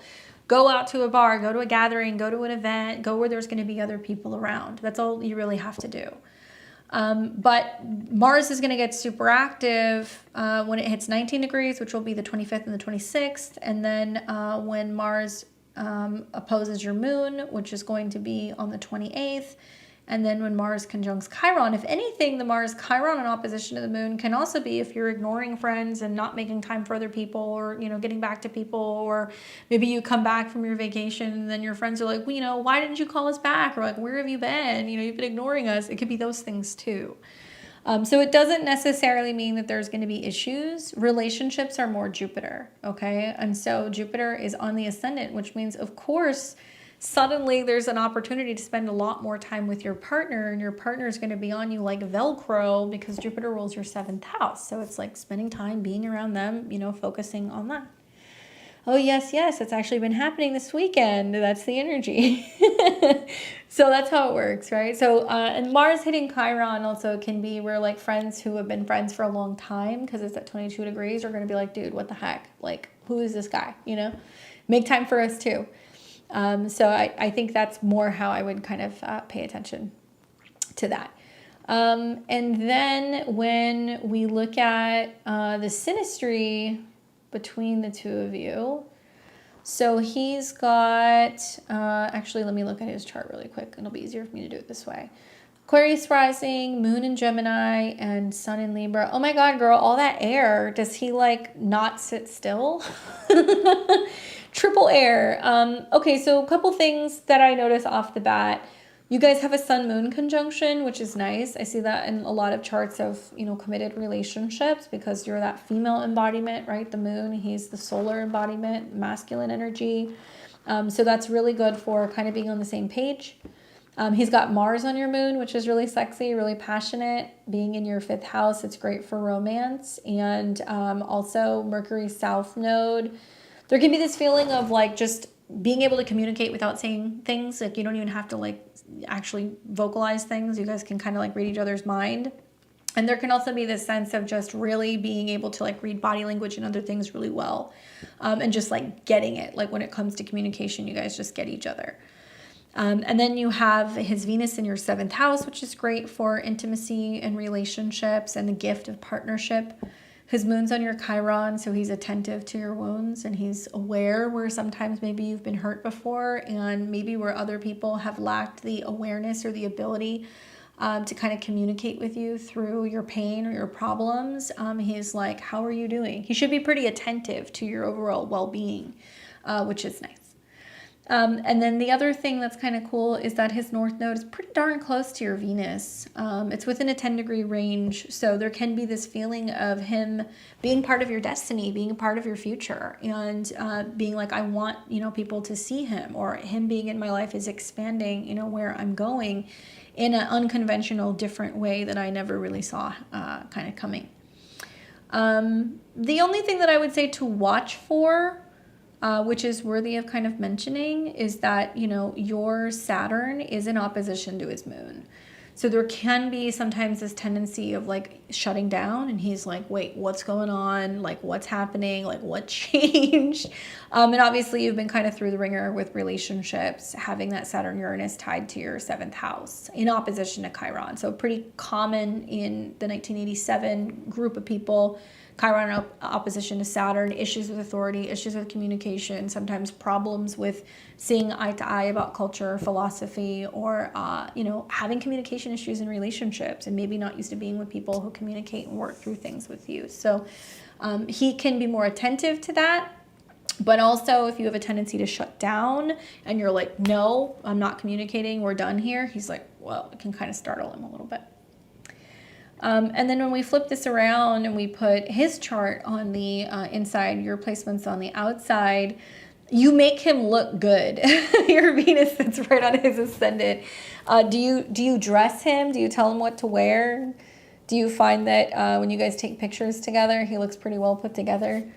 I think it's really beneficial, especially for a man, to have a partner who's got Venus or other planets on the ascendant, because it's bringing attention to him, right? So with Venus on the ascendant, you're making him look good. You're bringing him the gift of partnership and relationship. You guys can look really well put together. And you're nurturing, right, Venus where he's going. And then your Juno is there as well. So Juno and Venus on the ascendant can be great for, you know, committed relationships. Mercury relatively close to the North Node, communicating and understanding him. You have got your North Node, Sun and Jupiter in the second, so he values you. He can be a little possessive with that placement. There can be a sense of being like, this is mine. And your Chiron moon stuff is kind of cusping on his 5th house. So you might help heal or understand his issues that he has with like women or previous relationships or communicating and talking to women better. Your South Node is in conjunction to his Mercury in the 8th house. So it's like a really strong psychic bond. And also it can be about being able to connect again in this lifetime. You know, it can be really good in terms of like sexual connection and communication in the bedroom in the 8th house there. And your moon is in his 8th house on top of his sun. So he's an 8th house sun. So both of you guys are intense, and you can be intense about like relationship things, right, Libra? I like the aspects. I think the only thing that makes me wonder about the synastry is that you've got his Mars in, your Mars in Taurus opposes his Pluto and it squares Venus. So is there like any like jealousy stuff here at all? I'm just now catching that. I didn't see that before, but now I can see it. So I think Venus on the ascendant is like playing nice, making up, you know, being able to kind of like come together and being loving and not allowing conflict or, friction kind of getting in the way and like power playing one another. I would watch out for that. Definitely Venus square Pluto can be like an obsessive kind of fixated type of vibe that can come up in the relationship. But I see it. I don't really see it coming from him. I see it kind of being triggered with you.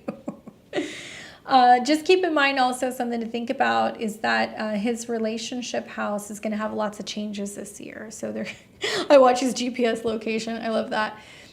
You're going to see like Mercury retrograde through his 7th, Mars retrograde through his 7th, and obviously his South Node is there. So that's going to kind of like represent some major changes going on in relationships. Nothing bad, just there's going to be some changes going on. And Leo is always about romance and like drama. So it can be about whether or not you guys are getting enough of what you need from each other. What's working in your favor is that, he's a Libra sun. So the North Node and the eclipses and all the stuff going on in Aries is about expanding in relationships. And it's in the 2nd house for him. So it's about valuing and prioritizing like a partner and, really making an effort to kind of, make them a priority, I think is what's going to be happening. Talking about building with another person is like another big theme that's connected to this. Okay. Hope that's helpful for you. He's got a cool chart. He's intense himself. He's the lover that Moon Jupiter connected to his 5th house, and all that Libra. He's been through the relationship ringer, that's for sure. So you guys have that in common. But I really like the Juno Venus stuff on the ascendant. I think it's great for partnership. Hopefully that's helpful for you, Angelie.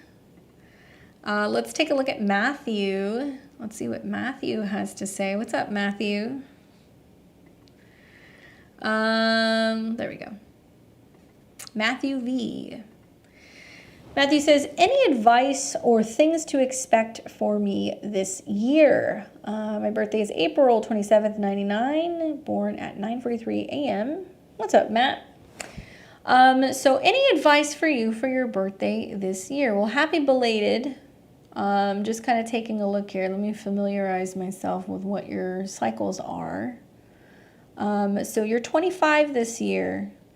So basically your birthday will be end of April 2024 to end of April 2025. Okay, so because you're 25, this year you're in an annual perfection year 2. So this is going to basically be about second house themes. Which means it's ruled by the sun. So I'll give you a couple tips and some things to kind of think about. And this is whole sign. So when I use annual perfections, this says that a certain part of your chart is being highlighted for the year, and I'll give you like the peak periods. So in your whole sign second house, this is where you have your North Node at a 19, which is about investing in yourself, the relationship with yourself, your relationship to food, money, romantic partners, and it's ruled by the sun. And you have the sun conjunct Saturn exactly in your natal chart. So it's going to be a year where there's a lot of sorting and sifting through how much money do I have? What do I value? What are my financial goals? How can I obtain more? What friends and connections am I valuing? So on and so forth. So solar transits are really important transits for you. So up until spring of next year, you're going to want to look at when is the sun making contacts to other planets. Well, here's a good example. You're having one right now. The sun is coming into conjunction with Jupiter. So this could literally be about you investing in some kind of group astrology type of dynamic and getting insight in terms of what your goals should be for the next year. So you're doing it. You'll see this tomorrow as well. So the sun will continue to conjunct with Jupiter into tomorrow. And it can be a time where you're just really focusing on being a part of a group and having fun and, kind of connecting with new people and really focusing on, some of your long-term personal goals. When you see other solar transits, okay, so for example, new moons, solar eclipses, which you're going to see those roll through in the fall and also in the spring.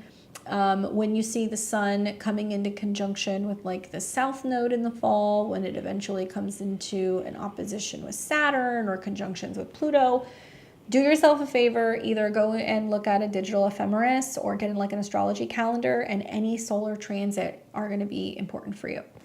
It looks like it's going to fulfill the prophecy or the promise of your natal sun, which is conjunct Saturn. So this to me seems like it's about some kind of commitment to the collective. It can be about being involved in like group dynamics. It can be about your relationship to friends in general. So you're going to want to watch those transits. Probably the time that I think is going to be the most impactful for you, other than the Sun-Jupiter conjunction, which is happening now. Probably when you see new moons, which is when the sun and the moon come together, and when the sun goes through Leo. So you're going to start to see that the second half of July. This includes retrogrades in Leo as well, I should say. Okay, so Mercury will go retrograde in Leo in your whole sign second house in August, where you're reevaluating a financial situation, how much money you have, what you want to spend, making changes with your resources. Be mindful of your spending during that period. And then you're going to see another retrograde that's going to be happening in this part of your chart, and that's going to be with Mars going retrograde in Leo. The shadow is going to begin as early as the beginning of November when Mars goes into Leo. So pay attention right around the first week of November. Mars goes into your second house. This can be a period where you're making money or you're spending money. You might be spending more money on social connections. You might be spending more money when it comes to, buying food or, like shopping. That can happen with Mars in the second house. It can burn a hole in your pocket.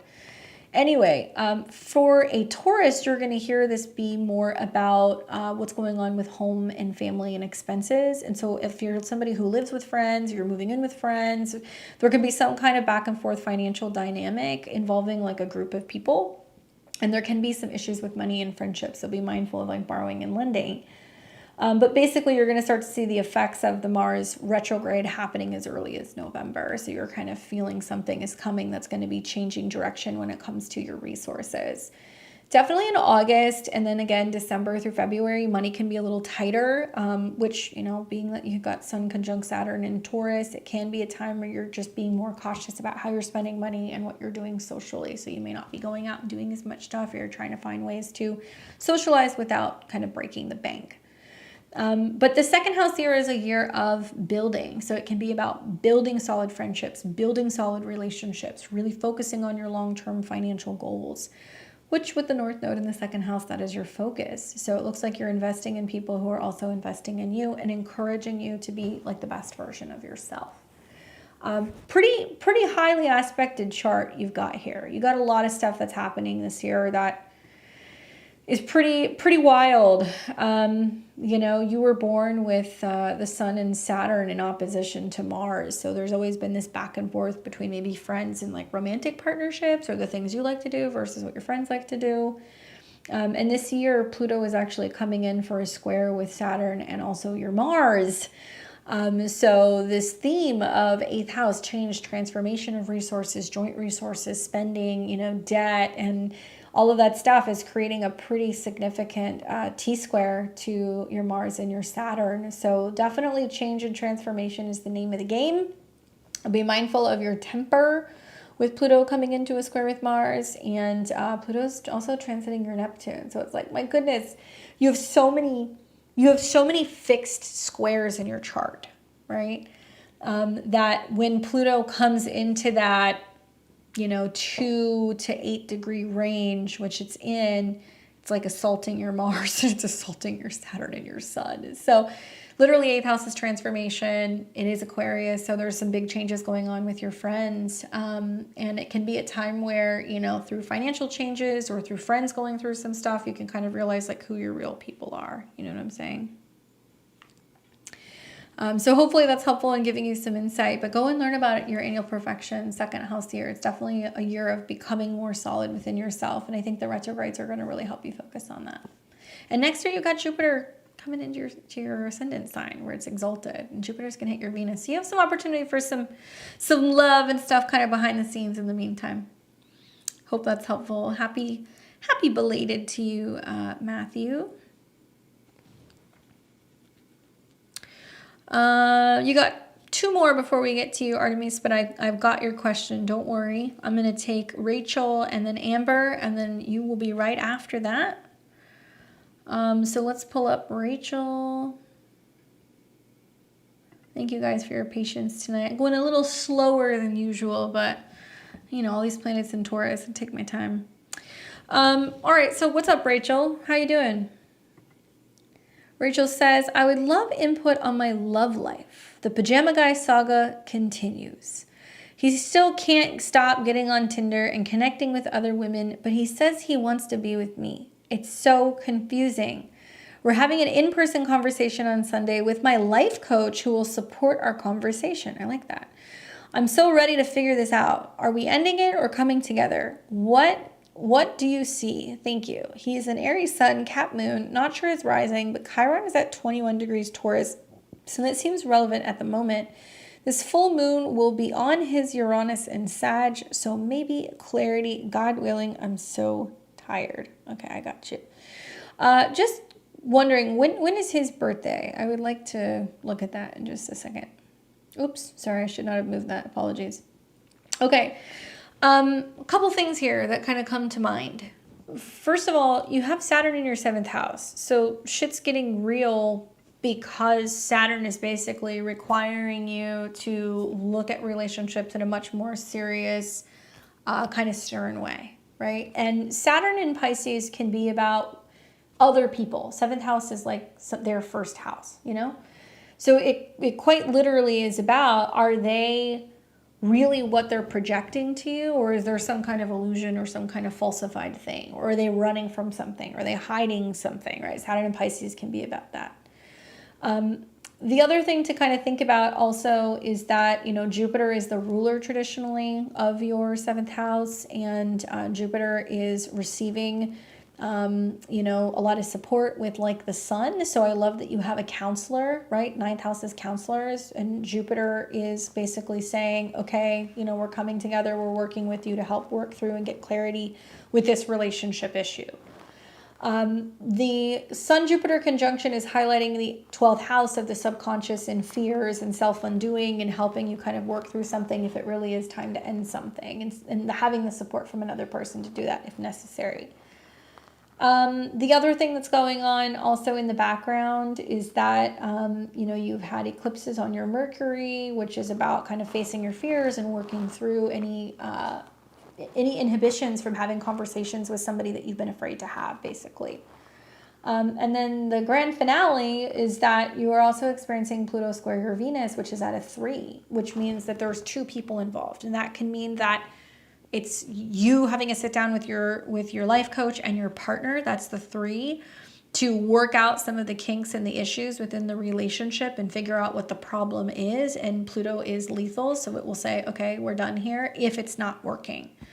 And Mercury is hovering around your Venus square Pluto, which means like there needs to be some kind of understanding or conversation about, either this ends or this is kind of like the repercussion. So the writing's kind of on the wall. Does that mean that the relationship is going to end? Not necessarily, but I will tell you that because you're going to have eclipses in the fall in your 7th house, you know, it's going to be bringing more attention to whether or not partners are self-undoing, hiding things, not being, you know, honest with you, not being direct with you about stuff. You will see Saturn square Jupiter. So it's also going to be about whether or not the relationship is really blossoming into something committed, and if it can be something long-term and very public or not. So those checkpoints will very much be, you know, during August and also December. In the back of my mind, I think about how Pluto will fully square your Venus next year. And that could be where, you know, a party of 3 creates a problem in a relationship. I think about how Venus and Mercury will go retrograde in Pisces next spring, and that can be a real undoing of something if somebody hasn't really kind of learned their lessons. So I would take the advice of your life coach and what they're helping you realize and come to terms with, and sit down and talk to them and be really matter of fact and direct. And if you get to a point where you're like, I just can't do this anymore, or he's not getting it, or he says this but he does that, then there is going to be a need to kind of handle it sooner rather than later, because his actions and, you know, his words are not kind of lining up, right? Endings of relationships, I have found, is more kind of connected to either the 6th house or the 6th house lord. And so recently Jupiter, right, which could be about relationships, met with Uranus in the 9th house, and it can mean that you've got a life coach or somebody who's working on you being like, hey, this might need to end, or this is not good for you, or, you know, this is creating a lot of doubt or insecurities, and like there's a lot of things that you can't see here, and like somebody can be almost kind of prepping you or priming you potentially for the end of a relationship. It's possible. Okay, so it looks like his birthday, let's see, you sent it to me, sorry. His birthday is April 16th, 82. So he's getting hit by the eclipses. Oops.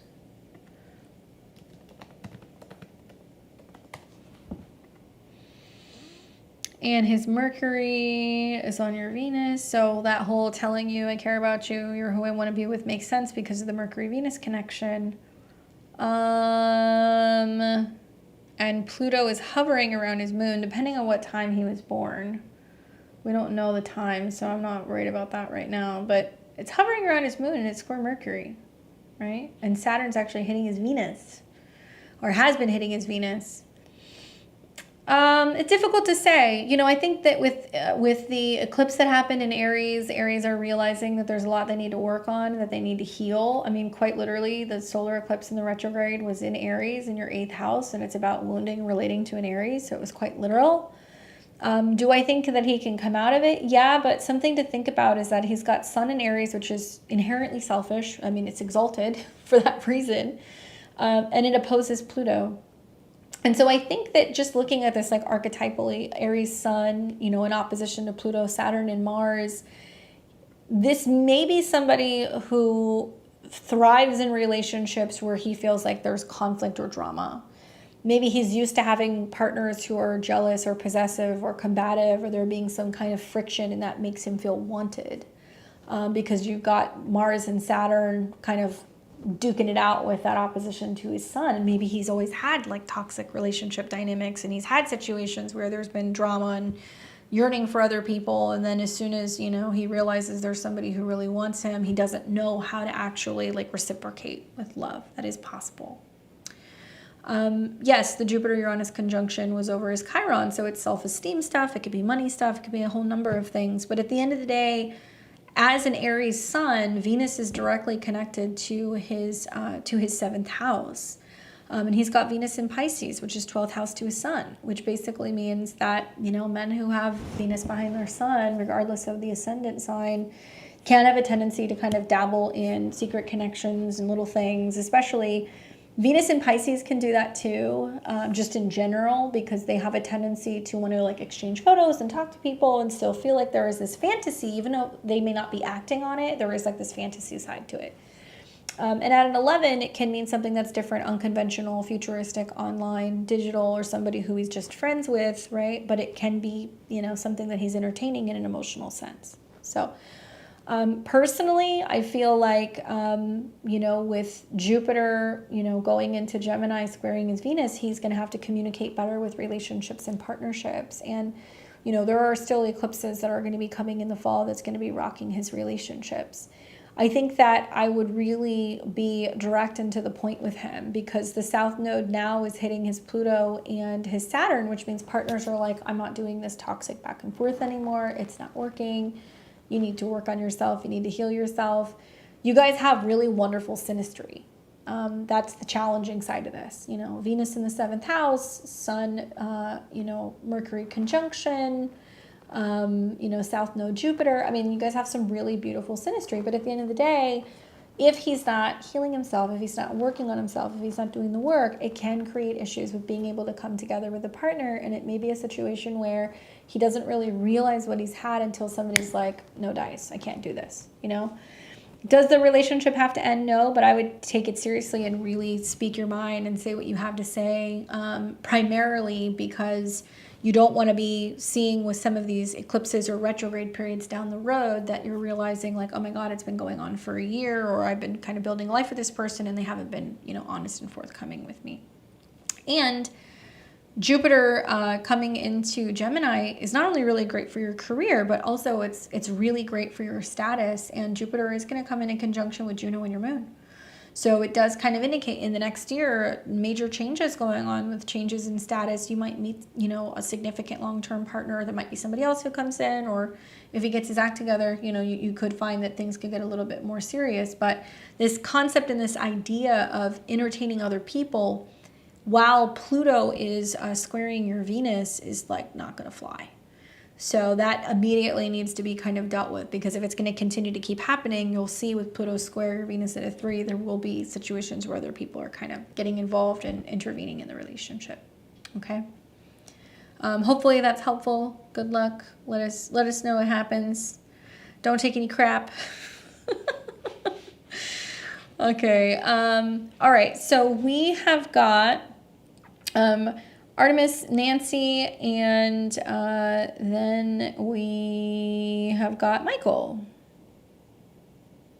He always wants me to tell when I tell him I'm done. That's kind of how that opposition works. With Saturn and Pluto in Libra, it's like, I'm done, this is over. And he's like, wait. Yeah, no, you don't want to get him into the habit of doing that. All right, so let's pull up Artemis. And I've got you here, June 25th, 89, 7:42 a.m. in El Paso. And let's see, did you have a specific question for me? There we go. Oh, you practice human design, cool. Don't know where I'm at in the list. I want to relaunch my YouTube and I really want a relationship. All right, well, let's see if any of those things are in the stars for you. So, Cancer rising, let me pull this, there we go. Cancer rising, your moon's in Aries and your sun is in Cancer as well. Sun Chiron, your little healer. Relaunching your website or your YouTube, right? Is that correct? Relaunching your YouTube. So perfect timing. I mean, Mercury has been retrograde in your 10th house. So there's been this sense of reassessing. What do I want to go back to? What am I launching? What am I putting out there? What do I have to say? It is your 3rd house ruler, which is about websites and media and kind of like the mouthpiece in your chart. So now that Mercury is direct, maybe you've made a decision that you want to come back. I'd like to see some better aspects with maybe Mars and Mercury. So your natal Mercury is in Gemini. It looks like Mars is getting ready to come into conjunction with the North Node and it's sextiling your Mercury. So it can be a time to launch something. But I'd like to see Mercury, let's see, maybe starting to come out of that square with Pluto. I'm kind of thinking the full moon in Sagittarius, which is going to be on the 23rd. You could do like the 23rd or the 24th. Number one, because, well, you've got Sun conjunct Jupiter, so it's a wonderful day to kind of reconnect back to a collective. But even after that, when the moon is in Sag in the later degrees on the 24th, it's going to trine your midheaven. okay?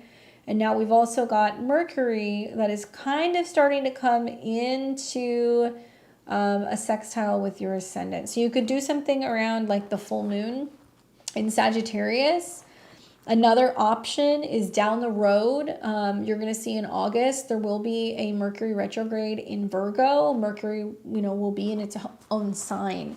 That's another time to return or go back. Let's see. So we could do something like maybe before that when Moon and Mars trines the South Node.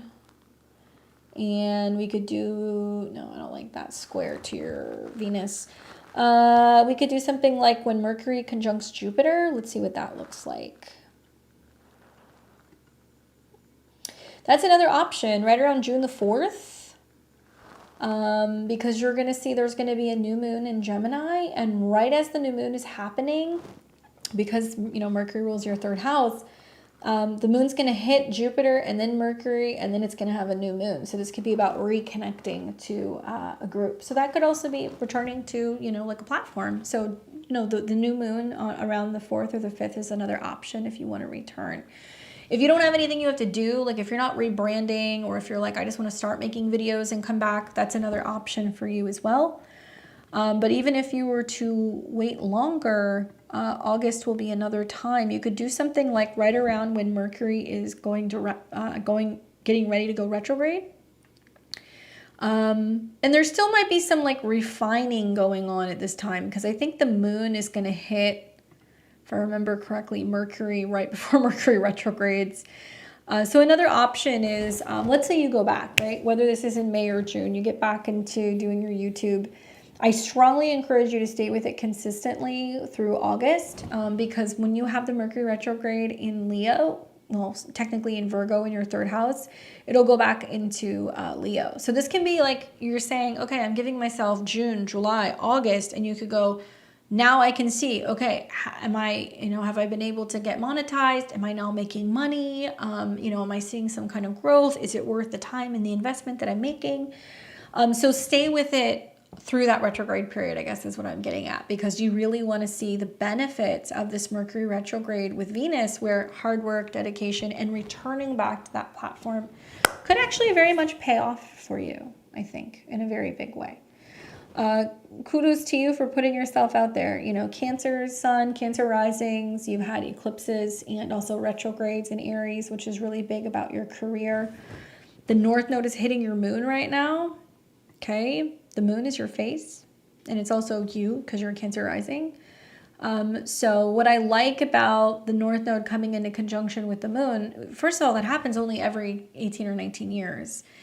Secondly, it's going to be a time where you're going to get more visibility. Okay. In this last year, I'm an Aries moon too. The North Node hit my moon and like continue to see my channel grow, and, people recognizing some of my stuff just because they've seen it, because there's more visibility. So I say that to you where really the next couple of months, stay with it. Don't be afraid to put yourself out there. I know you kind of like to hide a little bit with the Sun Chiron in the 12th house, but put yourself out there, even if it's uncomfortable, and teach people something, because your moon's in the 9th house. So it means that you're not just going to come out and be like, hi, I read cards, or I do human design. It's going to be a lot of, let me show you how to better relate to people. And this is how you can use it in relationships. And this is how it can, help you when it comes to your love life. Or this is how you can better understand your partners or your coworkers or whatever who have these certain kind of placements. I know human design is like a combination, I guess, of like energy flow and also astrology. So it's kind of cool. But I think you could teach people a lot about how to better relate to others. So it's not just about telling them, about themselves, but how to better understand relationships to other people.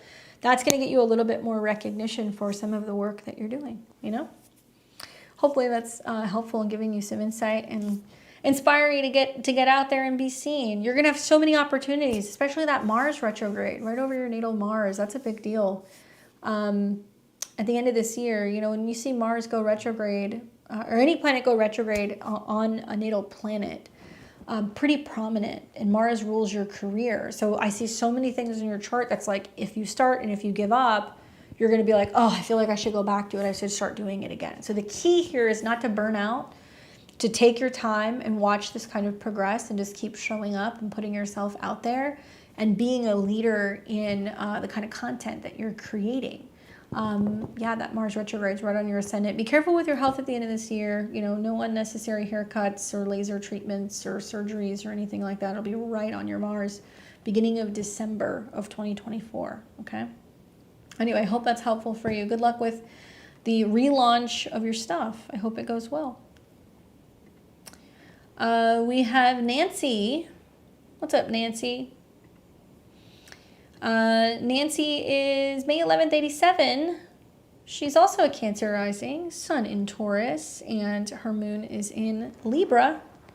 What's going on, Nance? She says, hey, Candace, I'd like a general reading with a look into what's happening with my chart this time and general advice. Okay. How are you doing with this Uranus transit, my dear? I know it's like been all up in your stuff on your sun recently, but Uranus is coming in conjunction with your Mercury. A couple things can happen here. One is that it can create a really strong intuition, okay, because Mercury rules the 12th house of the subconscious mind. You might be picking things up. You feel like you can like read people's thoughts sometimes. You're having really significant, really like dreams and like other symbolism that's kind of like coming through, whether you're sleeping, dreaming, meditating. And it can create a lot of like mental stress and stimulation. So be careful with stimulants, you know, coffee or anything that's going to kind of like mentally kind of stimulate you. You know, take it easy on that. It'd be a really great time to be doing some breathwork exercises and anything that's going to kind of calm the mind down a little bit. Definitely a lot of consuming astrology content, right, with Uranus conjunct Mercury, because you're wanting to eat, sleep, and breathe astrology, or you're learning about it, or you're a part of groups, or, you know, whatever. That's the good part of the transit. But because your Sun and Mercury are cazimi, you're already very sensitive. So having Uranus come into that conjunction, it can mean that it's impacting your sleep cycle. It can mean that it's causing stress with friends. It can mean that you're really sensitive to frequencies and electronic devices and things like that. At the end of the day, you're still a Taurus, so you need to ground your energy. I'd like to see you practicing having periods where you're unplugging, where you're like, I actually spend my Sundays without any electronics or no phone, or I go for walks in the park, you know, with my dog uninterrupted. Maybe if you're noticing that there's a lot of issues with your sleep cycles and stuff going on, that you're doing some grounding exercises before you go to bed. You may find that you're just really obsessed with research and anything connected to metaphysical and spiritual things right now because Uranus rules your 12th house. Definitely can be a very kind of conspiracy theory type period where there's a lot of like, oh, weather modification and frequencies and aliens and all this stuff, you know, that'll come up with the Mercury-Uranus transit. But I can see that there is some stress that's coming from this. And then we've got Jupiter that's going to be coming into conjunction with Chiron and Mars. So this can mean that there is so much overstimulation that you're experiencing burnout after a couple months' time. And then you're like, oh, you know, now I do have to rest and recuperate, or like I'm not able to get out and do stuff as much. And I'm like mentally fried. Part of this is also because Saturn is now coming into a square with your natal Mars, which can create, you know, accidents, injuries, inflammation, you know, that kind of stuff, frustration. And Saturn is also coming into a square with your natal Saturn-Uranus. You're no stranger to injuries or health issues. I'm going to go out on a limb here, but, you know, having Mars Chiron in the 12th house is somebody who does go through periods of burnout and then they have to rest and recuperate or take time to heal mentally in Gemini, or you just go through periods where you don't want to talk to anybody, you want to be left alone. And you've got that Saturn-Uranus in your 6th house. So people from 1987 right now, if there's anybody else watching, you know, you're in your Saturn square, which basically means this is the first Saturn square post your Saturn return. I'm a big believer that the first 28 to 30 years, you know, whatever you go through during your Saturn return is like super karmic, and it's like connected to what's happened in, you know, past lives or what kind of karma you came into this life with. So whatever happens, happens. But then once you hit, you know, 36, 37 and you have your first Saturn square, whatever's going on right now is very much on you. It's whatever you have not done since your Saturn return. So, you know, where the 6th house might be about daily routines and health and habits, and, you know, the 12th house might be more about mental and emotional and spiritual, Saturn is now coming into the square. So it's telling me that you actually need a teacher, you need a mentor, you need a new spiritual or religious practice or something that's going to help kind of better keep you on the path physically and mentally. So it's like finding a mind, body, spirit balance, right? And Saturn in Pisces is great for meditation. I think finding a meditation coach would be wonderful. Maybe getting into a more so serious kind of structured yoga practice. This can also be a time where you're learning about Eastern modality healing or homeopathic healing or something that's going to help you heal some of these issues, so you're not feeling like you're kind of swinging from being like going through periods where you're doing well to periods where you're either having burnout or you're having to heal something. Saturn is also about relationships. So developing a relationship with somebody of a different background, right? Pisces can be changeable and mutable and a different perspective. They may be from, you know, somebody who practices Tai Chi or somebody who practices, like I said, homeopathic or, you know, even like Reiki or something else that's going to be really outside of your wheelhouse, but can really, really help that mind, body, spirit balance. I think that that's something that's really important right now. And so just be careful with some of the burnout with Mercury conjunct Uranus, because it can be minds going a mile a minute and creating a lot of stress and anxiety that's inhibiting you from being able to sleep well. Besides that, Mars is in your 10th house kicking ass, really busy for work right now. It's on your North Node and it's coming into conjunction with Jupiter and Venus, which basically means that there is this really strong motivation to be successful, to stand out, to be really entrepreneurial, to get a lot of work done, and that's wonderful. But even the Mars-Chiron conjunction can spell out burnout, or where you're just doing too much all at one time. So pace yourself, take your time, embrace some of these new opportunities that are coming when it comes to exercising authority, being independent, being fierce, you know, being like I said, entrepreneurial at work, or, taking on new tasks, or, even new jobs, or something that can be competitive, that can be kind of coming up for you right now as well. And Mars Venus is nice. There can be opportunities to also kind of have like a real lucky streak when it comes to recognition or even love with this transit. So hopefully that's helpful for you. And we've got Michael. There we go. Michael. And Michael says, Mike, October 14th, 1990 at 2:10 p.m. And that was in Texas. You're welcome, Nancy. All right, so we got Capricorn rising, Sun in Libra, Moon in Virgo. Wow, look at that cardinal square. You're dealing with the South Node transits. Okay, so let's see what Michael says. Michael says, just had a breakup with a serious relationship this Tuesday. I'm sorry to hear that. Her Sun and Venus were 1 degree from my vertex. Okay, I'll pull up your vertex in just a second. I don't think I have it on here right now. And her Mercury and Chiron in my 8th. Her Mars on my Venus and near my Sun. Wondering if you could shed a light on what's going on in my chart. Okay, well, let me pull up your vertex really quick. There we go. So for those of you guys who are wondering, the vertex is a really sensitive point. It can be about fated encounters, and it's almost like a magnetic pull that brings people in that we connect with sometimes. So the moon rules your relationships. And it looks like if you guys broke up on Tuesday, so what is it, Friday? So Thursday, Wednesday, Tuesday, so that was 3 days ago. It looks like there was a couple things happening here. One is the moon was going through your 7th house. So obviously it had to come into some kind of aspect with Jupiter in the South Node, which is a release point. 2 is that your 7th house is ruled by the moon, and you're coming out of a Saturn-Moon opposition. It's too wide now for that to be indicating a separation. Although Juno is on your moon, so it is promising there is better relationship opportunity in the future. I think more of what was going on is that the sun is the dispositor of the moon in this transit, and the sun is approaching a conjunction to Jupiter. which is also starting to come into a square with your moon. So it's about changes with relationships.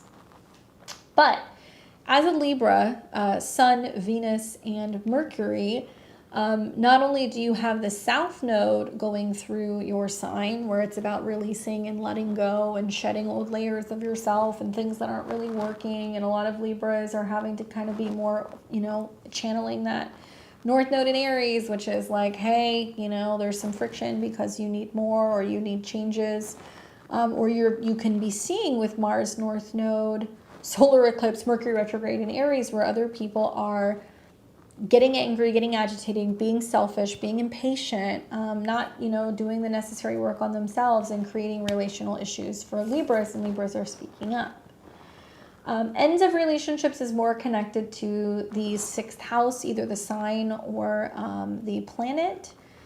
So something that's kind of going on also is you're coming out of a Mercury retrograde in Aries that is the ruler of your 6th house, and it can be ends of situations. If something isn't sitting right with you emotionally, if it's not leading to more emotional security, building together, feeling like you're rooted and you're safe and you're secure within your relationships. I think if I put it together, lots of changes in relationships for Libra suns, but for Capricorn, this is ends of situations. So it's being like, if there is no path forward, we got to cut and run. The other thing to think about is that, the South Node is hitting your Mercury. So it can mean that there can be a lot of mental stress and kind of being burnt out in communicating and going round and round with partners and trying to teach them or trying to kind of reason with them. And you also have, Pluto that's getting very, very close to your North Node in the 1st house, which is about transformation, focusing on where you're going in the future, going through some period of purging and purification and like a rebirth kind of phoenix period for you as well. So there's a number of things that are going on all at the same time that's kind of activating this. The positive is that, Jupiter's going into your 5th house. So you're going to have opportunity, to date, to fall in love, to connect with people, if that's something you want to do in the future. I will say you have 2 pretty prominent retrogrades that are going to be happening this year. You'll see a Mercury retrograde start conjunct your moon and dip into the 7th house in August, which can be reassessing, do I get back with this person? Is there unfinished business? Do I want to date again? And you will see a Mars retrograde that will actually start in conjunction to your South Node. Mars is about communication, so it can mean somebody's getting back in touch with you. I do feel like when I put all of these things together, 2 retrogrades in your 7th house is about changes that other people are going through and whether or not they're living life in a heart-centered way, or if there's too much drama or too much immaturity that's going on. And these retrogrades will oppose Pluto in your 1st house, which means you going, no, I'm changing, right? And you can come back, but I am changing who I am as a person, and I don't want to entertain this if it's not working well for me. Right? From a Libra's perspective, Pluto's 5th house to your sun. So it's about self-love, transformation in dating, healing the inner child, working through drama in relationships.